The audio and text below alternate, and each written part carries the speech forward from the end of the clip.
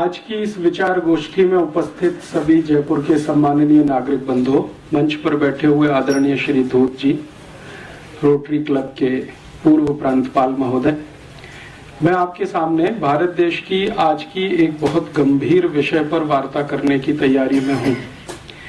और वो गंभीर विषय क्यों है? क्योंकि हमारे देश में पिछले 10-12 वर्षों से, या अभी कहें तो 15 वर्षों से, सरकार की ओर से बहुत बड़े पैमाने पर एक अभियान चलाया जा रहा है। वो है उदारीकरण, वैश्वीकरण, ग्लोबलाइजेशन, लिबरलाइजेशन। पिछले 10-12-15 वर्षों से जब से ये अभियान चल रहा है, इस अभियान को अगर मैं समझ पा रहा हूँ तो ये ना तो ग्लोबलाइजेशन है, ना तो लिबरलाइजेशन है, ये भारतीय समाज का अमेरिकनाइजेशन करने की कोशिश हो रही है। क्योंकि अगर ग्लोबलाइजेशन की हम बात करें और लिबरलाइजेशन की बात करें तो वो बात कुछ दूसरे तरह की होती है। जैसे हम कहते हैं कि दुनिया जो है ना सबके लिए खुली है। अगर दुनिया सबके लिए खुली है और बार बार एक मुहावरा इस्तेमाल होता है कि अब पूरा विश्व एक गांव हो गया है, कोई कहीं भी आ सकता है, कोई कहीं भी जा सकता है, तो इस दृष्टि से मैंने उदारीकरण, वैश्वीकरण को समझने की कोशिश की है कि क्या सच में विश्व एक गांव हो गया है। तो मेरे मन में जो प्रश्न आता है वो और जो हो रहा है वो दोनों को जब मैं देखने की कोशिश करता हूं तो पता चलता है कि ऐसा तो कुछ भी नहीं हो रहा है। अगर हम ग्लोबलाइजेशन का सही अर्थ माने तो भारतीय मान्यता में और भारत की संस्कृति में, सभ्यता में वसुधैव कुटुंबकम कहा गया है कि सारी वसुधा, पूरी पृथ्वी हमारा एक परिवार है, कुटुंब है, जिसमें हर कोई स्वतंत्र है अपनी इच्छा से दूसरों की सीमाओं का सम्मान करते हुए कुछ करने के लिए। हमारी तो भारत की मान्यता कुछ इस तरह की है। लेकिन क्या दुनिया में वैश्वीकरण और उदारीकरण के नाम पर जो हो रहा है वो वैसा ही है? तो देखने में आता है कि हो ये रहा है कि अमेरिका और यूरोप की तरफ से दुनिया के गरीब देशों को जबरदस्ती दबाकर एक तरफा उनको अमेरिका और यूरोप की वस्तुओं का, सेवाओं का बाजार बनाने की तैयारी और कोशिश हो रही है। जब हम सही वैश्वीकरण की बात करते हैं तो उसका मतलब यह है कि जिसके पास जो कुछ है, कहते हैं ना कि दुनिया में अभी भारत में हमारे वर्तमान प्रधानमंत्री डॉक्टर मनमोहन सिंह इस वैश्वीकरण, उदारीकरण के बहुत बड़े पैरोकार हैं और बहुत बड़े समर्थक हैं। वो हमेशा एक तर्क देते हैं कि दुनिया में सभी लोगों को सस्ती और अच्छी वस्तुओं का खरीदने का और उपभोग करने का अधिकार है। तो ठीक है, किसी देश के पास बहुत अधिक मात्रा में सस्ती और अच्छी वस्तुएं हैं तो वो दूसरे देश में जाकर उनको बेचे। लेकिन इसके विपरीत अगर किसी देश के पास बहुत अच्छा और सस्ता श्रम है तो वो भी किसी दूसरे देश में जाकर बेचे। एक तरफ वस्तुएं हैं, एक तरफ श्रम है और एक तरफ पूंजी है। अगर किसी देश के पास बहुत सरप्लस में पूंजी है, बहुत अधिक मात्रा में पैसा है, जो पिछले 500-700 वर्षों में किसी ऐतिहासिक प्रक्रिया के तहत इकट्ठा हुआ है, जैसे यूरोप और अमेरिका में, तो वो तो स्वतंत्र हैं अपना पैसा लेकर कहीं भी जाने के लिए, कहीं भी लगाने के लिए, कहीं भी इन्वेस्ट करने के लिए, और सारे के सारे नियम, कायदे, कानून उसी हिसाब से बन रहे हैं। WTO की, विश्व व्यापार संगठन की, अंतर्राष्ट्रीय मुद्रा कोष और विश्व बैंक की जो शर्तें हैं वो कुछ इस तरह की हैं कि अमीर देश अपनी पूंजी को लेकर किसी भी देश में जाएं, कुछ भी उत्पादन करें, बिक्री करें और मुनाफा लेकर अपने देश में आएं। तो जब भी उनसे ये बात होती है कि भैया आप अपनी पूंजी लेकर दुनिया के अगर किसी भी देश में जा सकते हैं, तो जिन देशों के पास पूंजी नहीं है उनके पास दूसरी कोई चीज है तो वो उसे लेकर दूसरे किसी भी देश में जाने की उनको छूट होनी चाहिए। जैसे भारत के बारे में मैं बात करूं, अफ्रीका के बारे में बात करूं, एशिया के देशों के बारे में बात करूं, तो हमारे पास पूंजी अधिकता में नहीं है, क्योंकि एक ऐतिहासिक प्रक्रिया के तहत पिछले 500 साल में हमारी पूंजी को लूटा गया है। गुलाम बनाकर, कभी अंग्रेजों के द्वारा, कभी फ्रांसीसियों के द्वारा, कभी डच लोगों के द्वारा, कभी स्पेनिश लोगों के द्वारा समय समय पर हमारे देशों को, हमारे जैसे देशों को गुलाम बनाकर हमारी पूंजी को लूटा गया। तो हमारे पास तो सरप्लस में पूंजी नहीं है, लेकिन हमारे पास सरप्लस में श्रम है, लेबर है और स्किल्ड लेबर है। तो उदारीकरण में क्यों नहीं हमको इस बात की छूट होनी चाहिए कि हम हमारे अतिरिक्त श्रम को, अतिरिक्त लेबर को लेकर दुनिया के किसी भी देश में जाएं और उनको वहां हम काम पे लगाएं और उनके श्रम का जो मूल्य मिले वो भारत में लेके आएं। इसका अर्थ ये है कि हम हमारा दरवाजा अगर विदेशी पूंजी के लिए खोलते हैं तो अमेरिका और यूरोप के देशों के दरवाजे हमारे श्रमिकों के लिए क्यों ना खुले। भाई जिसके पास जो सरप्लस है वो अपना बेचे बाजार में। तो यूरोप और अमेरिका के पास वस्तुओं की अधिकता है और पूंजी की अधिकता है, क्योंकि वो मास प्रोडक्शन वाले लोग हैं। तो अपनी वस्तु और पूंजी को लेकर अगर वो हमारे यहाँ आना चाहते हैं तो हमारे पास श्रम की अधिकता है क्योंकि जनसंख्या बहुत है। चीन के पास श्रम की अधिकता है क्योंकि जनसंख्या बहुत है। तो हमारे मजदूरों को उन देशों में जाने की खुली छूट होनी चाहिए। अर्थात किसी भी देश में भारत के मजदूरों को जाने के लिए वीजा एप्लीकेशन क्यों होना चाहिए ग्लोबलाइजेशन में। जब उनकी पूंजी हमारे देश में आती है और बिना किसी रोक टोक के आती है तो हमारे श्रम को उनके देश में जाने के लिए रुकावट क्यों होनी चाहिए। अमेरिका और अमेरिका समर्थक देशों में वीजा के लिए रुकावट क्यों होनी चाहिए। भारत के नागरिकों को दूसरे देशों में जाने के लिए वीजा की आवश्यकता क्यों होनी चाहिए, क्योंकि हमारे पास श्रम है, उनके पास पूंजी है। दुनिया में दो ही चीजें होती हैं जो उत्पादन में मदद करती हैं, या तो पूंजी मदद करती है या श्रम मदद करता है। और पूंजी अकेले तो कुछ नहीं करती बिना श्रम के, बिना लेबर के पूंजी तो कुछ नहीं कर सकती, क्योंकि वो तो अपने आप में मृत वस्तु है, उसमें तो जान नहीं है, जीवित नहीं है। तो हमारे पास जो जीवित है वो हमारा श्रम है। तो हम हमारे नागरिकों को श्रमिक बनाकर करोड़ों की संख्या में अमेरिका क्यों ना भेज दें। मान लीजिए हमारे 20 करोड़ श्रमिक हैं, अमेरिका उनको ले ले। हमारे पास 50 करोड़ श्रमिक हैं, यूरोप के देश उनको ले लें। तब हम उनके देश की पूंजी ले लें तो बात बराबर बैठती है और तब हम उसको ग्लोबलाइजेशन कह सकते हैं कि भाई तुम्हारे पास कुछ अधिक है तो तुम दे रहे हो, हमारे पास कुछ अधिक है तो हम दे रहे हैं तुमको। ये लेन देन अगर बराबर के स्तर पर होता है तब तो कुछ ठीक बैठता है और उसको हम ग्लोबलाइजेशन कह सकते हैं। लेकिन अभी क्या हो रहा है, वास्तविकता ये है कि हमारे श्रमिक अमेरिका ना जा सकें, यूरोप के देशों में ना जा सकें, उसके लिए इतने कठोर वीजा के नियम बनाए गए हैं कि आप आसानी से वीजा ले ना सकें। भारत में हर साल 50 लाख से ज्यादा नागरिक अमेरिका के वीजा के लिए एप्लीकेशन देते हैं और उनमें से 45 लाख को एक ही बार में रिजेक्ट कर दिया जाता है। 5 लाख में से सिलेक्शन किया जाता है और उसमें से मुश्किल से 1-8 लाख को या उससे भी कम 70-80 हजार को वीजा दिया जाता है। तो हमारे यहाँ से नागरिक उनके यहाँ नहीं जा सकते, लेकिन उनके यहाँ से पैसा हमारे यहाँ आ सकता है। अच्छा, जब इन देशों के साथ इस तरह की बात होती है तो वो एक तर्क देते हैं। वो ये कहते हैं कि अगर हम भारत और भारत जैसे विकासशील देशों के श्रमिकों के लिए अपने दरवाजे खोल दें तो हमारे देश में तो ओवर पॉपुलेशन हो जाएगा।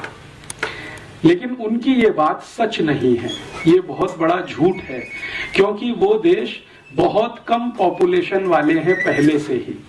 तो इसलिए ओवर पॉपुलेशन होने का कोई कारण वहां दिखाई नहीं देता। मैं आपको एक तुलनात्मक तरीके से समझाता हूं। भारत में 110 करोड़ लोग रहते हैं लगभग इस समय, और हमारा जो कुल क्षेत्रफल है उससे 2 गुना ज्यादा क्षेत्रफल अमेरिका के पास है।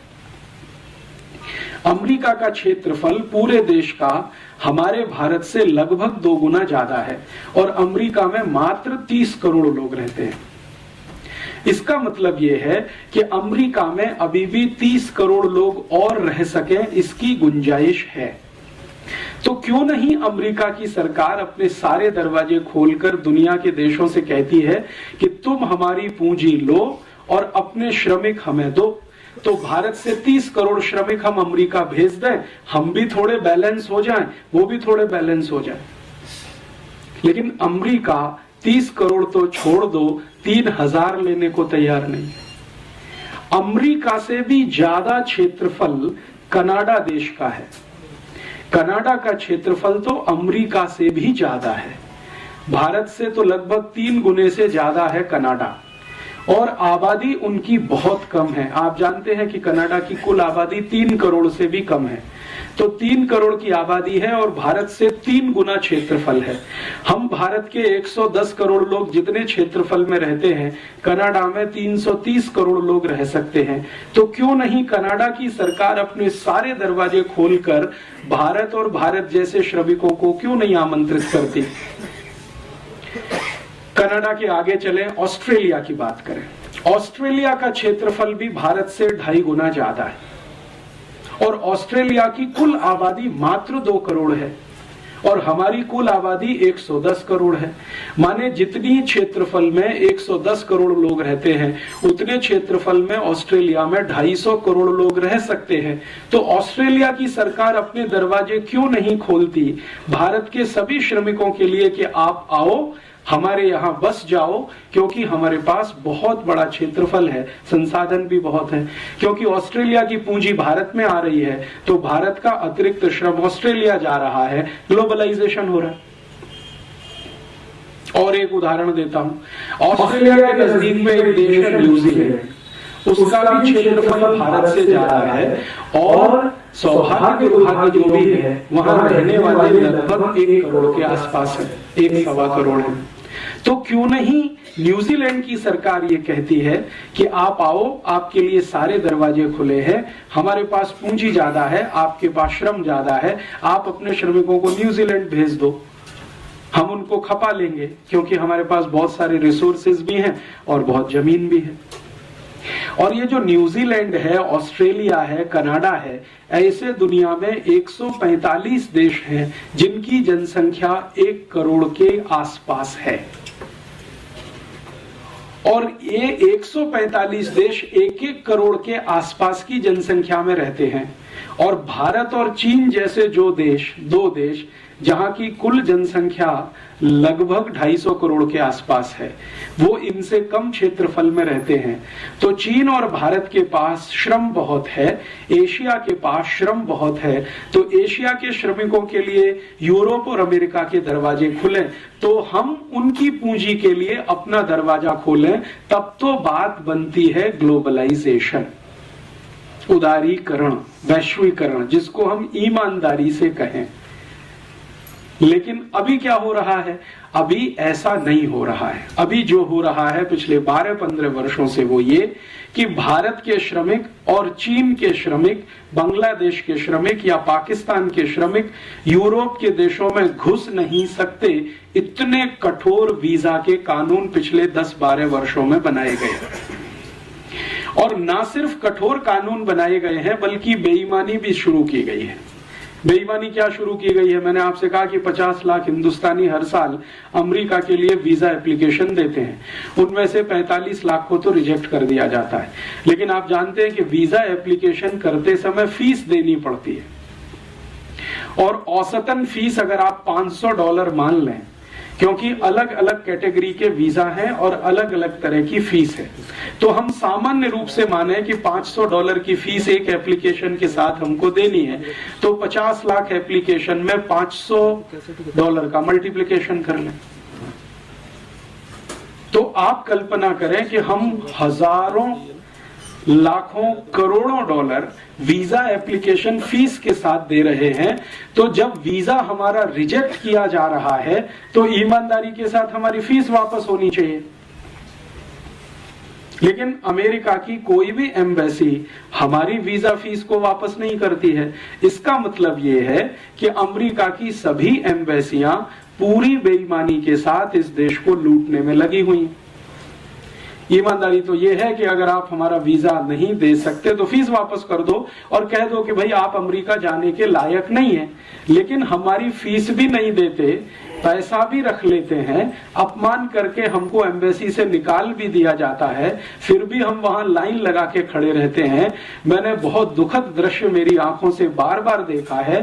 दिल्ली, मुंबई, कलकत्ता, मद्रास में भारत के लोग गुलामों की तरह से अमेरिका एम्बेसी में वीजा के लिए लाइन लगाते हैं, जैसे भेड़ बकरियां लाइन लगाती हैं, और उनके साथ इतनी बदतमीजी और इतने अपमान का व्यवहार किया जाता है कि वो सुसाइड कर लेना वहां ज्यादा सम्मानजनक होता है।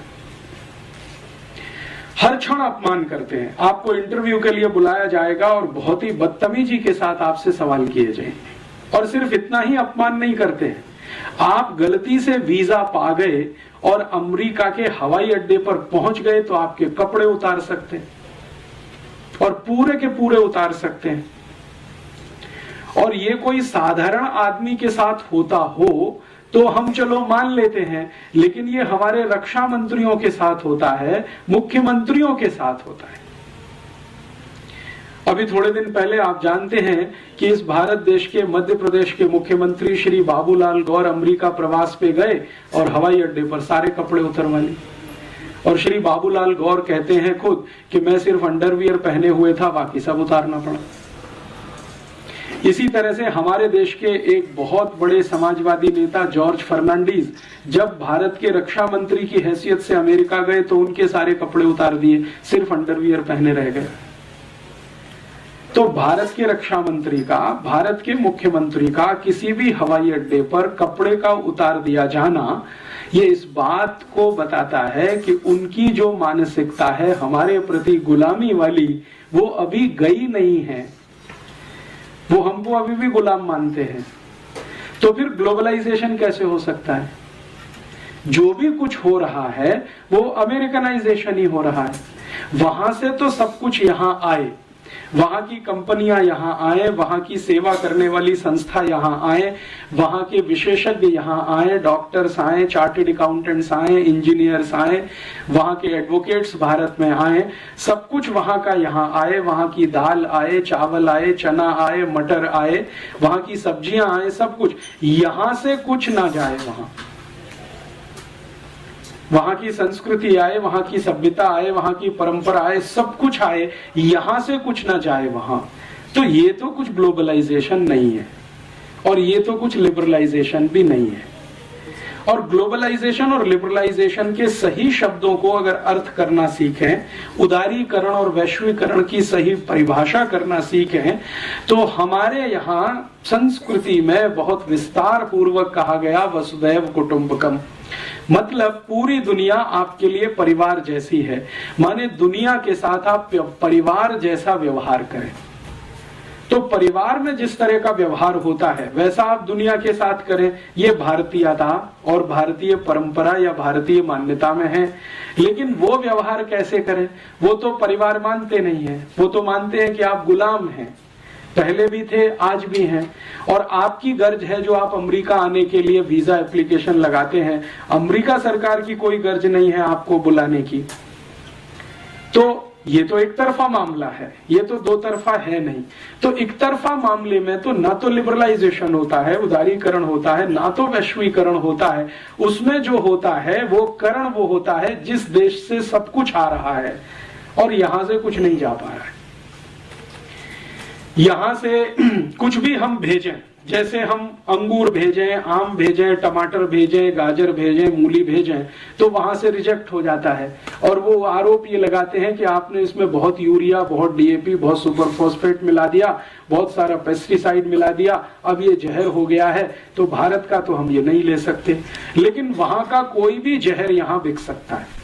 पेप्सी कोला बिक सकता है, कोका कोला बिक सकता है, पिज्जा बिक सकता है, बर्गर बिक सकता है, हॉट डॉग, कोल्ड डॉग बिक सकता है। हमारे देश की कई वैज्ञानिक संस्थाओं ने पेप्सी कोक को जहर घोषित किया है, फिर भी बिक सकता है। तो वहां का कुछ भी बिके, यहाँ का अंगूर भी अमेरिका में ना बिक सके, आम भी ना बिक सके, गाजर, टमाटर, मूली भी ना बिक सके। तो ये सारा मामला जो है ना तो वैश्वीकरण का है, ना उदारीकरण का है, ये सारा अमरीकीकरण का है। और इस अमरीकीकरण को हमारे देश के वर्तमान प्रधानमंत्री ने और हमारे देश के वर्तमान वित्त मंत्री ने, दोनों ने अलग अलग समय पर बिल्कुल ठप्पा लगा के सिद्ध कर दिया कि हम जो कर रहे हैं वो वास्तव में भारत का गुलामीकरण ही है। मैं आपको इसका एक ठोस उदाहरण देता हूं। हमारे वर्तमान प्रधानमंत्री डॉक्टर मनमोहन सिंह 8 जुलाई 2005 को लंदन गए। लंदन में एक बड़ी विश्वविद्यालय है, उसको ऑक्सफोर्ड कहते हैं। हमारे वर्तमान प्रधानमंत्री ऑक्सफोर्ड में पढ़े हैं, ऐसा वो बड़े गर्व से कहते हैं। ठीक है, अब वो जो ऑक्सफोर्ड ने उनको एक डॉक्टरेट का डिग्री दिया, एक तो वो पहले ले चुके हैं पीएचडी करते हुए, अभी एक दूसरा डॉक्टरेट उनको दिया ऑक्सफोर्ड विश्वविद्यालय ने सम्मान के रूप में। तो उस डिग्री को लेने के लिए वो गए और वहां जो कार्यक्रम था ऑक्सफोर्ड यूनिवर्सिटी में, उसमें उनके साथ मंच पर ब्रिटेन की महारानी भी थी, ब्रिटेन के प्रधानमंत्री भी थे टोनी ब्लेयर, और ब्रिटेन की सरकार के कुछ महत्वपूर्ण अधिकारी भी थे। महारानी का, जैसा आप जानते हैं, ब्रिटेन में आज भी राजा के जैसा ही रुतबा है। उनका जो कुर्सी होता है वो सबसे ऊंचा बनाया जाता है, बाकी सबका कुर्सी उससे नीचा रहता है। तो मनमोहन सिंह और टोनी ब्लेयर का कुर्सी नीचा था, रानी का कुर्सी ऊंचा था, तो थोड़े ऊंचाई के पोडियम पर वो बैठी हुई थी, पेडेस्ट्रल पे। मनमोहन सिंह साहब ने 44 मिनट वहां भाषण दिया और उसकी रिकॉर्डिंग बीबीसी ने किया, और बीबीसी ने ब्रिटेन में तो उसको डायरेक्ट टेलीकास्ट किया, लेकिन थोड़े दिन के बाद हिंदुस्तान में भी हमें वो देखने को मिल गया। 2-3 दिन के बाद उन्होंने यहां भी दिखा दिया। वो भाषण मैंने देखा तो मैं तो दंग रह गया। मनमोहन सिंह ने अपने 44 मिनट के पूरे भाषण में जो कुछ कहा वो किसी भी स्वाभिमानी भारतीय के लिए शर्म से डूब मरने जैसा है। उन्होंने कहा कि हम भारतवासियों से तो बहुत बड़ी गलती हो गई जो हमने अंग्रेजों को भगा दिया अपने देश में से। ये उनका ऑक्सफोर्ड यूनिवर्सिटी में भारत के प्रधानमंत्री के रूप में वक्तव्य है कि हमसे तो बहुत बड़ी गलती हो गई जो हमने अंग्रेजों को भगा दिया। तो क्यों हो गई ये गलती? तो वो कह रहे हैं कि अंग्रेजों की सभ्यता ने तो हमको बहुत कुछ सिखाया है, अंग्रेजों की संस्कृति से तो हमको बहुत कुछ सीखने को मिला है, अंग्रेजी शिक्षा से तो हमें बहुत कुछ लाभ हुआ है, अंग्रेजी विज्ञान और तकनीकी ने तो हमें बहुत ऊंचा उठाया है। हम तो भारतवासी अंग्रेजों के आने के पहले अंधकार युग में रहते थे, अंग्रेजों ने हमको प्रकाश में लाया। तो इसलिए अंग्रेजों की सभ्यता, उनकी संस्कृति, उनकी परंपरा, उनकी भाषा, उनका रहन सहन, और उसके भी आगे जाकर उन्होंने कहा कि अंग्रेजों की न्याय व्यवस्था न होती तो हमको तो मालूम नहीं था न्याय कैसा होता है। जो अंग्रेजों की अंग्रेजी नहीं होती तो हम तो दुनिया के ज्ञान से बिल्कुल वंचित थे, हमको तो ज्ञान भी नहीं होता। इतनी बातें 44 मिनट में वो बोल गए। उनका जो पहला ही वाक्य है, अगर हम उसको ठीक से समझने की कोशिश करें कि हमसे तो गलती हो गई जो हमने अंग्रेजों को भगा दिया, इसका सीधा सा मतलब ये है कि अंग्रेजों को भगाने वाले जितने भी भारतीय थे वो सब मनमोहन सिंह की नजर में गलत हैं। अर्थात महात्मा गांधी गलत हैं, भगत सिंह गलत हैं, ऊधम सिंह गलत हैं, चंद्रशेखर आजाद गलत हैं, तात्या टोपे गलत हैं, झांसी की रानी गलत है, कित्तूर चिन्नम्मा गलत है। भारत में 6,40,000 क्रांतिकारी थे जिन्होंने अंग्रेजों को भगाने के लिए अपना बलिदान किया। उन सबका अपमान मनमोहन सिंह ने एक वाक्य में कर दिया कि हमसे तो गलती हो गई जो हमने अंग्रेजों को भगा दिया। नहीं भगाते तो शायद और अच्छा होता भारत, जो आज का भारत है ये और अच्छा होता। और अच्छा होता माने मनमोहन सिंह की नजरों में भारत और 1947 से 2005 तक अंग्रेजों का ही गुलाम रहता, हमारी नजरों में गुलाम रहता, मनमोहन सिंह की नजरों में विकास करता हुआ एक देश होता। क्योंकि विकास करना तो हमने अंग्रेजों से ही सीखा, ये मनमोहन सिंह की पक्की मान्यता है। ये उसको वो ऐतिहासिक संदर्भ में तो नहीं, लेकिन अर्थशास्त्र के रूप में वो सिद्ध करते हैं अपने सभी व्याख्यानों में, लिखते भी हैं, बोलते भी हैं, करते भी हैं। अभी भारत में शायद मनमोहन सिंह से ज्यादा अंग्रेजियत वाला दूसरा कोई व्यक्ति मिलेगा जिसको आप टॉर्च लेके ढूंढो जो इतना पक्का अंग्रेज होगा। अंग्रेज भी सोचेंगे तो अपने पर शर्म करेंगे कि हमसे ज्यादा पक्का अंग्रेज तो ये है जो भारत का प्रधानमंत्री रहते हुए ये सब करता है। अच्छा, 44 मिनट का भाषण बोल देने के बाद जब उनको डिग्री दी गई तो उसके एक कदम आगे जाकर उन्होंने क्या किया, मैंने आपको कहा ना कि विक्टोरिया जो उनकी रानी है वो बैठी हुई थी, उसका मंच थोड़ा ऊंचा था, तो मनमोहन सिंह उसके पास गए, लिटरली घुटनों के बल उसके सामने बैठे और वो कागज हाथ में लिए हुए। जैसे हम किसी भगवान के सामने घुटने में बैठकर वो जो प्रणाम करते हैं ना, मनमोहन सिंह ने ठीक उसी अदा में, स्टाइल में विक्टोरिया को प्रणाम किया, घुटनों पे बैठकर, आगे झुककर। इतनी गुलामी अभी तक भारत में है प्रधानमंत्री स्तर के नेता में। अगले दिन लंदन के बहुत सारे अखबारों में बहुत कुछ छपा और एक अखबार ने तो सीमा तोड़कर लिखा कि अभी हमें सोचना पड़ेगा कि भारत आजाद हो गया है हमारी गुलामी से। एक अखबार ने लिखा कि अगर मनमोहन सिंह एक व्यक्ति के रूप में इंग्लैंड आए, लंदन आए और उनको कोई डॉक्टरेट दी जाए और उसको वो स्वीकार करें और रानी के चरणों में बैठकर प्रणाम करें तो वो सामान्य है, सामान्य व्यक्ति के रूप में। लेकिन भारत के प्रधानमंत्री के रूप में अगर वो आए हैं और इस तरह का व्यवहार करते हैं तो हमें ये सोचना पड़ेगा कि भारत स्वतंत्र हो गया है। ये जो मानसिकता है, ये मनमोहन सिंह तो मैंने एक निमित्त रूप में नाम लिया है, आपको समझ में आ जाए जल्दी, क्योंकि ये तत्काल की घटना है। लेकिन ये घटना सिर्फ एक मनमोहन सिंह के साथ नहीं है, ये भारत के उन सभी नेताओं के साथ है जो पश्चिम को, विशेष रूप से यूरोप को अपना दिशा निर्देशक मानते हैं, निर्देशक मानते हैं और मानते हैं कि जो कुछ अच्छा होगा वो पश्चिम से ही होगा, यूरोप से ही होगा, अमेरिका से ही होगा। इस तरह की बात जो मनमोहन सिंह ने अभी की है, ये कोई असामान्य नहीं है भारत में, क्योंकि पिछले आजादी के लगभग 60 वर्षों में कई प्रधानमंत्रियों के मुंह से हमने इस तरह की बातें सुनी हैं। हमारे पहले प्रधानमंत्री पंडित जवाहरलाल नेहरू तो बार बार संसद में कह रहे हैं कि भारत को यूरोप जैसा बनाना है, उसके लिए जो करना पड़े हम करेंगे, बनाना है यूरोप के जैसा। और इसको उन्होंने 1953 में स्वीकार किया है। उनकी एक चिट्ठी है जो कनाडा के प्रधानमंत्री को उन्होंने लिखी है और उस पर उन्होंने स्पष्टता से कहा है कि मेरे और महात्मा गांधी के बहुत बड़े वैचारिक मतभेद हैं भारत के विकास को लेकर। गांधी जी चाहते रहे हैं कि भारत स्वदेशी और स्वावलंबन के रास्ते पर जाए, मैं चाहता हूं कि भारत यूरोप जैसा बने। इसमें हमारे उनके बहुत मतभेद हैं, वो कनाडा के प्रधानमंत्री को कह रहे हैं। और इतना ही नहीं, आगे पत्र में तो वो वहां तक कह गए हैं कि मुझे ऐसा लगता है कि महात्मा गांधी का दिमाग खराब हो गया। ये शब्द हैं जो पंडित नेहरू ने लिखे हैं गांधी जी के प्रति। और पत्र की अंतिम वाक्य तो उनकी इतनी खराब है, वो कहते हैं कि ये खूसट बुढ़ा, जो शब्द इस्तेमाल किया है, ये खूसट बुढ़ा जितनी जल्दी चला गया हमारे लिए उतना अच्छा। माने नेहरू जी को इस बात का कोई गम नहीं है कि गांधी जी जल्दी चले गए, 1948 में ही मर गए। वो पत्र की फोटोकॉपी मैंने बहुत संभाल के रखी हुई है।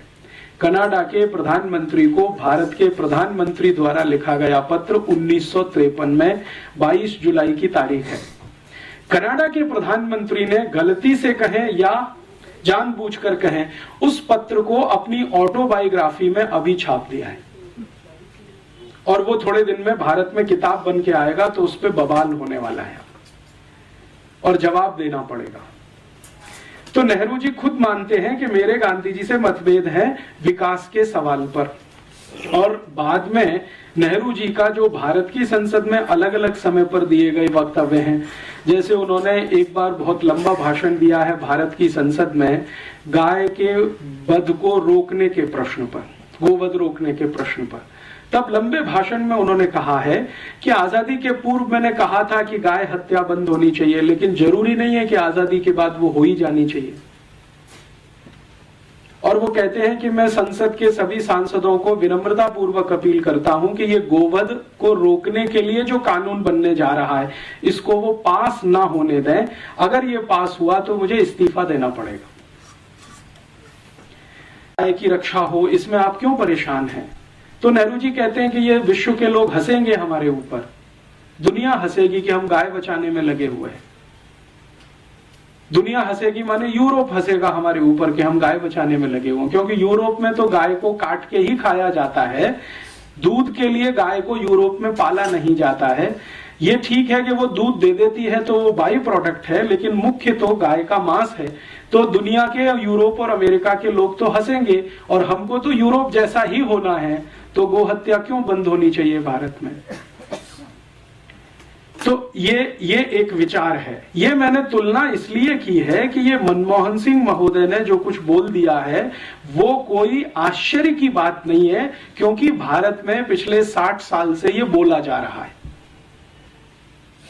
अगर नेहरू जी ये बोल सकते हैं तो मनमोहन सिंह के बोलने में क्या तकलीफ है? और आप कहेंगे जी ये नेहरू जी और मनमोहन सिंह तक सीमित है, तो ये ऐसा नहीं है।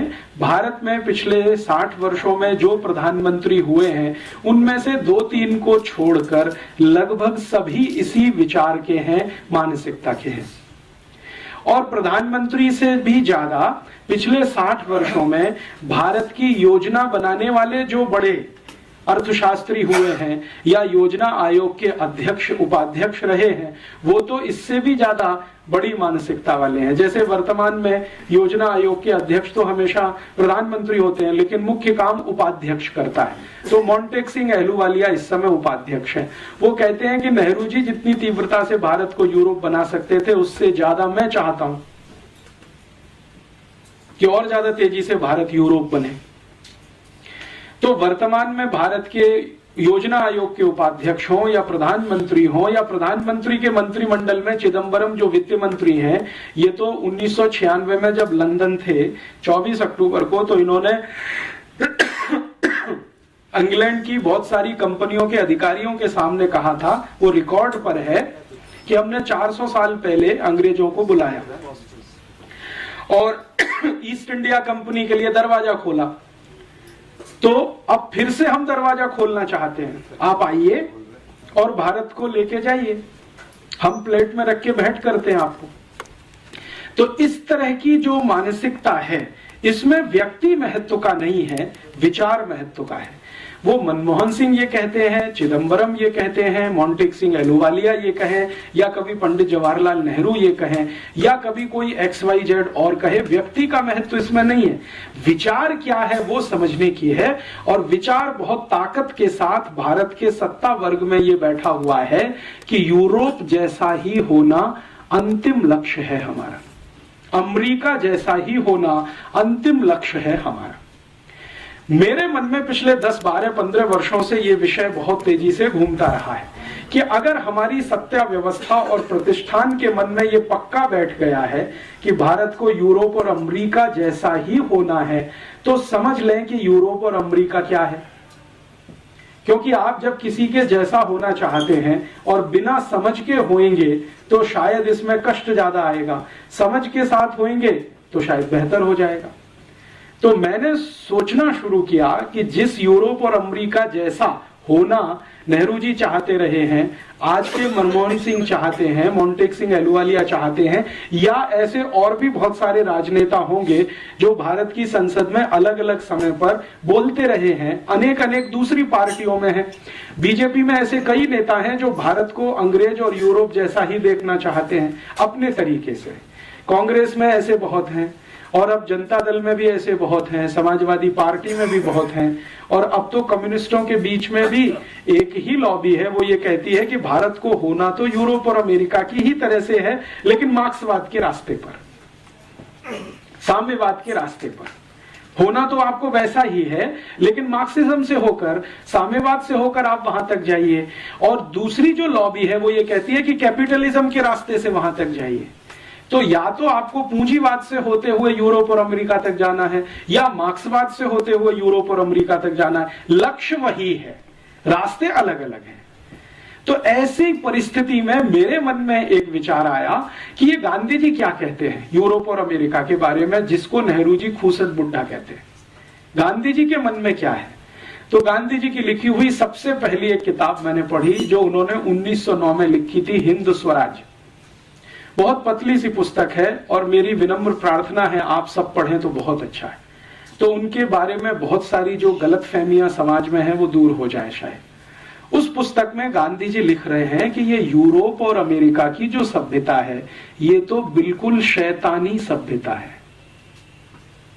शैतान शब्द उन्होंने इस्तेमाल किया है और गांधी जी के सामने बहुत बार उस पुस्तक को रखकर पंडित नेहरू ने और भारत के कई नेताओं ने आपत्ति उठाई है कि आपने इतना कड़ा शब्द क्यों लिखा है कि ये शैतानी सभ्यता है। तो गांधी जी कहते हैं कि मैंने ये बहुत समझ बूझकर लिखा है, भावनात्मक आवेश में आकर नहीं लिखा है।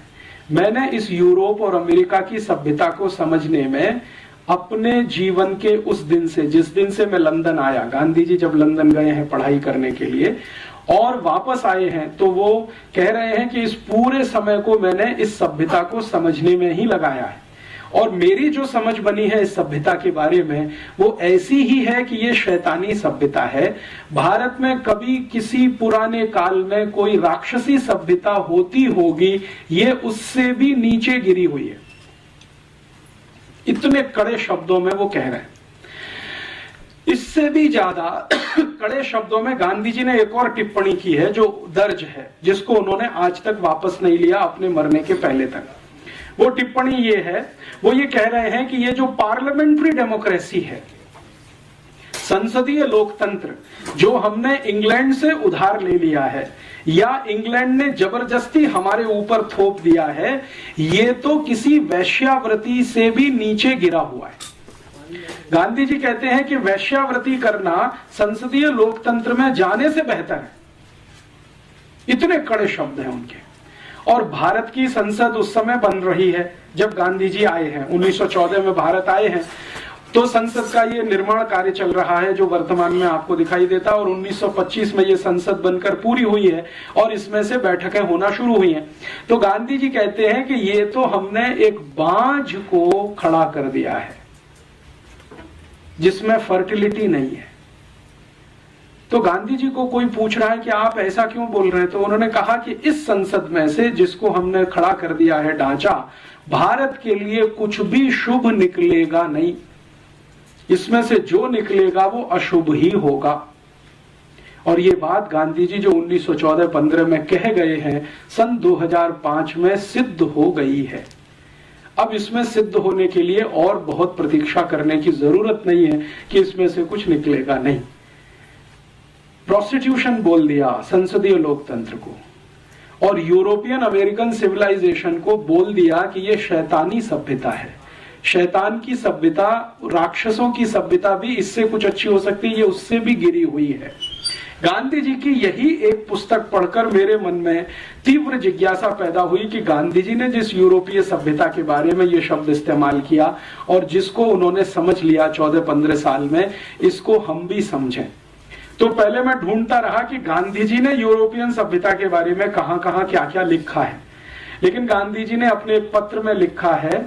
मीरा बहन जो गांधी जी की एक सहयोगी थी, मैडलिन स्लेड उनका मूल नाम था, आयरिश लेडी थी, गांधी जी के साथ आकर उन्होंने बहुत दिन काम किया, तो उनको बहुत सारे पत्र उन्होंने लिखे हैं। तो उसमें एक पत्र है जिसमें वो कहते हैं कि देखो, मुझे कभी समय मिला, फुर्सत हुई तो विस्तार के साथ में पश्चिमी सभ्यता के बारे में लिखूंगा, तुमको कोई आपत्ति तो नहीं होगी।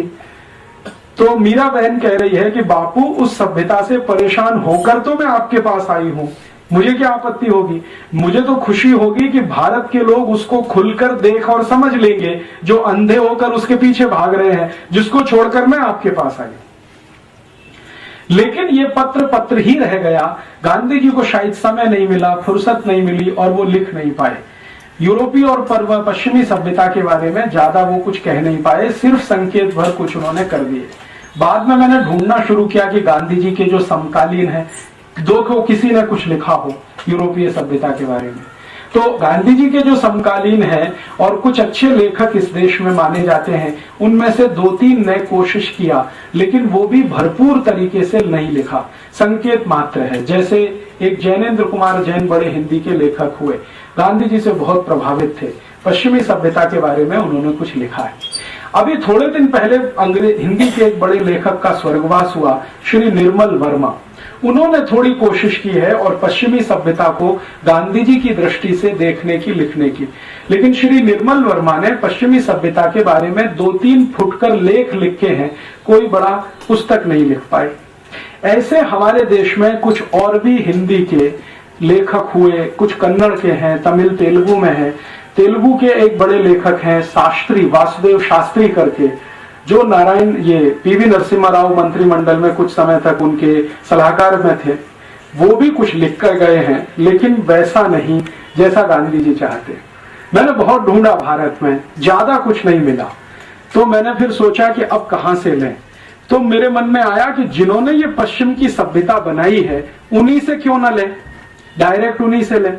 भारत का कोई लेखक कुछ लिखता है उसके बारे में, उससे अच्छा यह है कि पश्चिम के लेखकों ने अपनी सभ्यता के बारे में जो लिखा है उसी को इकट्ठा करें। आप जानते हैं कि ये पूरी की पूरी पश्चिमी सभ्यता या यूरोपियन सभ्यता या अमेरिकी सभ्यता, जो भी नाम ले, इसका सबसे बड़ा अथॉरिटी अगर कोई माना जाता है पूरी दुनिया में, वो है प्लेटो। प्लेटो के बारे में दुनिया के सभी दार्शनिक एक वाक्य कहते हैं और वो बहुत महत्व का है, बहुत महत्व का है। वो वाक्य है, the whole of the European civilisation is a footnote of Plato. The whole of the European civilisation is a footnote of Plato. माने पूरी की पूरी यूरोपियन सभ्यता, पश्चिमी सभ्यता प्लेटो के फुट नोट के जैसी है। फुटनोट तो आप समझते हैं, किताब के नीचे जो कुछ आपने लिख दिया है। इसका मायने ये है कि प्लेटो यूरोपियन सिविलाइजेशन का सबसे बड़ा अथॉरिटी है। मैंने प्लेटो को पढ़ना शुरू किया और प्लेटो की जितनी भी पुस्तकें उपलब्ध हैं बाजार में, हिंदी में हो या अंग्रेजी में या किसी अन्य भाषा में, मैंने कोशिश की है कि उसको मैं जानूं। तो ज्यादातर अंग्रेजी में उपलब्ध है, मैंने वो सब पढ़ डाली। और प्लेटो की जो सबसे महान पुस्तक मानी जाती है, रिपब्लिक, जिसके बारे में सारी दुनिया उसकी चर्चा करती है, उसको मैंने 8-10 बार पढ़ डाला। रिपब्लिक, प्लेटो खुद कहता है कि ये जो रिपब्लिक है वो मेरी सबसे अच्छी कृति है। प्लेटो ने बहुत कुछ लिखा, लेकिन रिपब्लिक के बारे में वो खुद कहता है कि ये मेरी सबसे अच्छी कृति है। सोक्रेटिस, सुकरात, जो बहुत कुछ लिख गए अपनी सिविलाइजेशन के बारे में, उनका मैंने कुछ इकट्ठा किया। देकार्ते, बहुत बड़े दार्शनिक हैं यूरोप के, उनका बहुत कुछ इकट्ठा किया। लेविनिज, बहुत बड़े फिलोसोफर माने जाते हैं, उनका इकट्ठा किया। रूसो, जो मॉडर्न फिलोसोफर्स में जिसकी सबसे बड़ी ऊंचाई है पूरे यूरोप में, रूसो, उनका लिखा हुआ सब इकट्ठा किया। और यूरोप की अलग अलग विश्वविद्यालयों में अलग अलग समय पर उनकी सभ्यता के बारे में जो रिसर्चेस हुए हैं, उनके पेपर्स भी इकट्ठे किए। सबसे ज्यादा रिसर्च हुई है यूरोपियन सिविलाइजेशन पर, तो फ्रेंच में हुई है। फ्रांस की जो यूनिवर्सिटी है लियों में, जो सबसे बड़ी विश्वविद्यालय, पेरिस यूनिवर्सिटी जिसको कहते हैं, उसमें सबसे ज्यादा काम हुआ है यूरोपियन सिविलाइजेशन पर। वहां से कुछ पेपर्स इकट्ठे किए। उसके बाद थोड़ा बहुत लंदन में हुआ है, ऑक्सफोर्ड में काम हुआ है, वहां से इकट्ठे किए। और अमेरिका में जो सबसे बड़ी यूनिवर्सिटी मानी जाती है हार्वर्ड, वहां से कुछ पेपर्स इकट्ठे किए। और इतने सारे पेपर्स इकट्ठा करके पिछले कई वर्षों से लगातार मैं पढ़ता रहा, समझता रहा, नोट्स लेता रहा और कुछ लिखता रहा। उन सबको समझकर और देखकर जो पता चला, तो बात बिल्कुल सही है जो गांधी जी बोल गए कि ये शैतानी सभ्यता है। गांधी जी जो बोल गए हैं, शायद वो कुछ कम बोल गए हैं। इतना सब पढ़ने के बाद मुझे लगता है कि ये उससे भी ज्यादा आगे गिरी हुई सभ्यता है। इस सभ्यता के कुछ बिंदु मैं आपके सामने अभी लाना चाहता हूं। जिस यूरोपियन और अमेरिकन सिविलाइजेशन की तरफ हम अंधे होकर दौड़ रहे हैं, हमसे मतलब हमारी राज व्यवस्था, हमारी जो पॉलिटिकल इकोनॉमी है, वो अंधा होकर जो दौड़ रही है और हमारे देश के जो राज्य चलाने वाले लोग हैं उसको मैं समझना चाहता हूं कि इसमें बुराई क्या है और कुछ अच्छाई है तो वो भी दिखाई दे। तो उस दृष्टि से मैंने थोड़ा तटस्थ होकर उनके यहाँ से कुछ इकट्ठा किया है। मेरे अपने 15 साल का जो अभ्यास क्रम है इस विषय का, वो ये बताता है कि किसी भी सभ्यता को अगर देखना हो, ठीक से समझना हो, तो उसकी प्राइवेट लाइफ आपको पता होना बहुत आवश्यक है। क्योंकि जो सिविलाइजेशन होती है वो प्राइवेट लाइफ से शुरू होती है। निजी जीवन जो होता है आपका, वो आपकी सिविलाइजेशन को पूरी तरह से बताता है। जो सार्वजनिक जीवन है वो सिविलाइजेशन को कई बार नहीं बताता। क्यों? क्योंकि सार्वजनिक जीवन में आप कई बार पाखंड कर रहे होते हैं, ढोंग कर रहे होते हैं, आप जो नहीं होते हैं उसको दिखाने की कोशिश कर रहे होते हैं। तो सार्वजनिक जीवन तो बहुत विवादास्पद हो जाता है। निजी जीवन में विवाद नहीं होता क्योंकि वहां जो है वो है। घर के अंदर आप जैसे हैं वो आपका प्राइवेट लाइफ बता देता है कि आपकी सिविलाइजेशन कैसी है। तो यूरोपियन परिवार की या यूरोपियन समाज की, और यूरोपियन समाज में मैं जब भी कहूंगा तो अमेरिका शामिल है, तो यूरोपियन समाज की निजी जिंदगी को जानने की पिछले कुछ साल में कोशिश करता रहा। उसमें से जो तथ्य निकल कर आए हैं वो बहुत ऐसे हैं जो झकझोर देते हैं, कई बार स्वीकार नहीं होते हैं, कई बार डाइजेस्ट नहीं होते हैं। मुझको ये सारे तथ्य डाइजेस्ट होने में बहुत साल लग गए और मैं, मेरे गुरु जिनका नाम है श्री धर्मपाल, जिन्होंने मुझे इस काम में बहुत बड़ी मदद की, उनके साथ इस विषय पर घंटों घंटों बहस करता रहा हूं पिछले 1997 से आज तक। तो वो ये कहते हैं कि तुमको क्या तकलीफ होती है ये सत्य को स्वीकार करने में जैसा वो है। मैंने कहा मुझे जो बताया गया है यूरोप के बारे में और अमेरिका के बारे में वो इन तथ्यों से बिल्कुल उल्टा है। तो उन्होंने कहा कि सोच लो, जो तुम्हें बताया गया है वो गलत है और जो अभी तुम देख रहे हो वो ही सच है। तो मैं उनसे हमेशा ये पूछता रहा कि जिन लोगों ने मुझे ये बताया कि यूरोप ऐसा है, अमेरिका ऐसा है, उन लोगों ने शायद इनको जानबूझकर छुपा के रखा हमसे। तो उनका इसलिए कि उनको तुम्हें गुलाम बना के रखना था। तो अंग्रेजों ने अपने बारे में योग बताया, वो थोड़ा अच्छा ही होगा, खराब क्यों बताएंगे? खराब तो तुमको खोजना पड़ेगा अगर उनका पूरा सत्य देखना है तो वो जो कुछ दिखाई देता है वो गांधी जी के कहे से बिल्कुल मेल खाता है। अभी मैं यूरोपियन सभ्यता के बारे में आगे बढ़ूं उससे पहले एक सत्य उनका आपके सामने उद्घाटित करूं। वो आप सब जानते हैं, लेकिन ध्यान में लाने के लिए, यूरोप जो है वो एक खास तरह के वातावरण में रहने वाला इलाका है। खास तरह का वातावरण माने जहां ठंड बहुत होती है, तापमान बहुत बार -20 डिग्री सेंटीग्रेड से भी नीचे चला जाता है, कई बार -40 डिग्री सेंटीग्रेड हो जाता है। दुनिया में माना जाता है कि 0 डिग्री तापमान जो है ना सबसे न्यूनतम है, लेकिन वो -20 उससे भी नीचे है, -40 और ज्यादा नीचे है। तो कई बार -20 -40 डिग्री सेंटीग्रेड टेम्परेचर हो जाए और वो 2-2 3-3 महीने तक लगातार रहे, तो आप कल्पना करिए कि कैसा इलाका होगा। भयंकर ठंड वाला, बर्फ वाला इलाका है। यूरोप में 23 देश तो ऐसे हैं जहां साल में 9 महीने सूर्य का प्रकाश जमीन पर नहीं आता। 23 देशों में तो सूर्य का प्रकाश 9 महीने तक जमीन पे नहीं आता। परिणाम क्या होगा? जिन देशों में 9 महीने तक सूर्य का प्रकाश जमीन पर नहीं आएगा, वहां की जमीन में घास का तिनका कैसे उगेगा? क्योंकि पूरा का पूरा जो साइंस है, बोटेनिकल और प्लांट वैरायटीज का जो साइंस है, वो तो ये कहता है कि बिना सूर्य के प्रकाश के जमीन से अंकुरण नहीं होता। बीज आप कितना भी डालो, लेकिन उसमें अंकुरण होने के लिए जो गर्मी चाहिए वो गर्मी सूर्य ही देता है। तो बीज तो आपने डाल दिया, लेकिन अंकुरण की ताकत तो सूर्य के प्रकाश में है। 9 महीने तक सूर्य का प्रकाश जिस क्षेत्र में नहीं आएगा, वहां 9 महीने तक तो जमीन में से कुछ नहीं उगेगा। तो यूरोप के 23 देशों में साल में 9 महीने जमीन में से कुछ उत्पादन नहीं होता और 6 महीने तक तो बर्फ ही बर्फ रहती है। और बर्फ भी इतनी होती है कि उसको काट कर हटाना उनके जिंदगी का सबसे बड़ा काम है।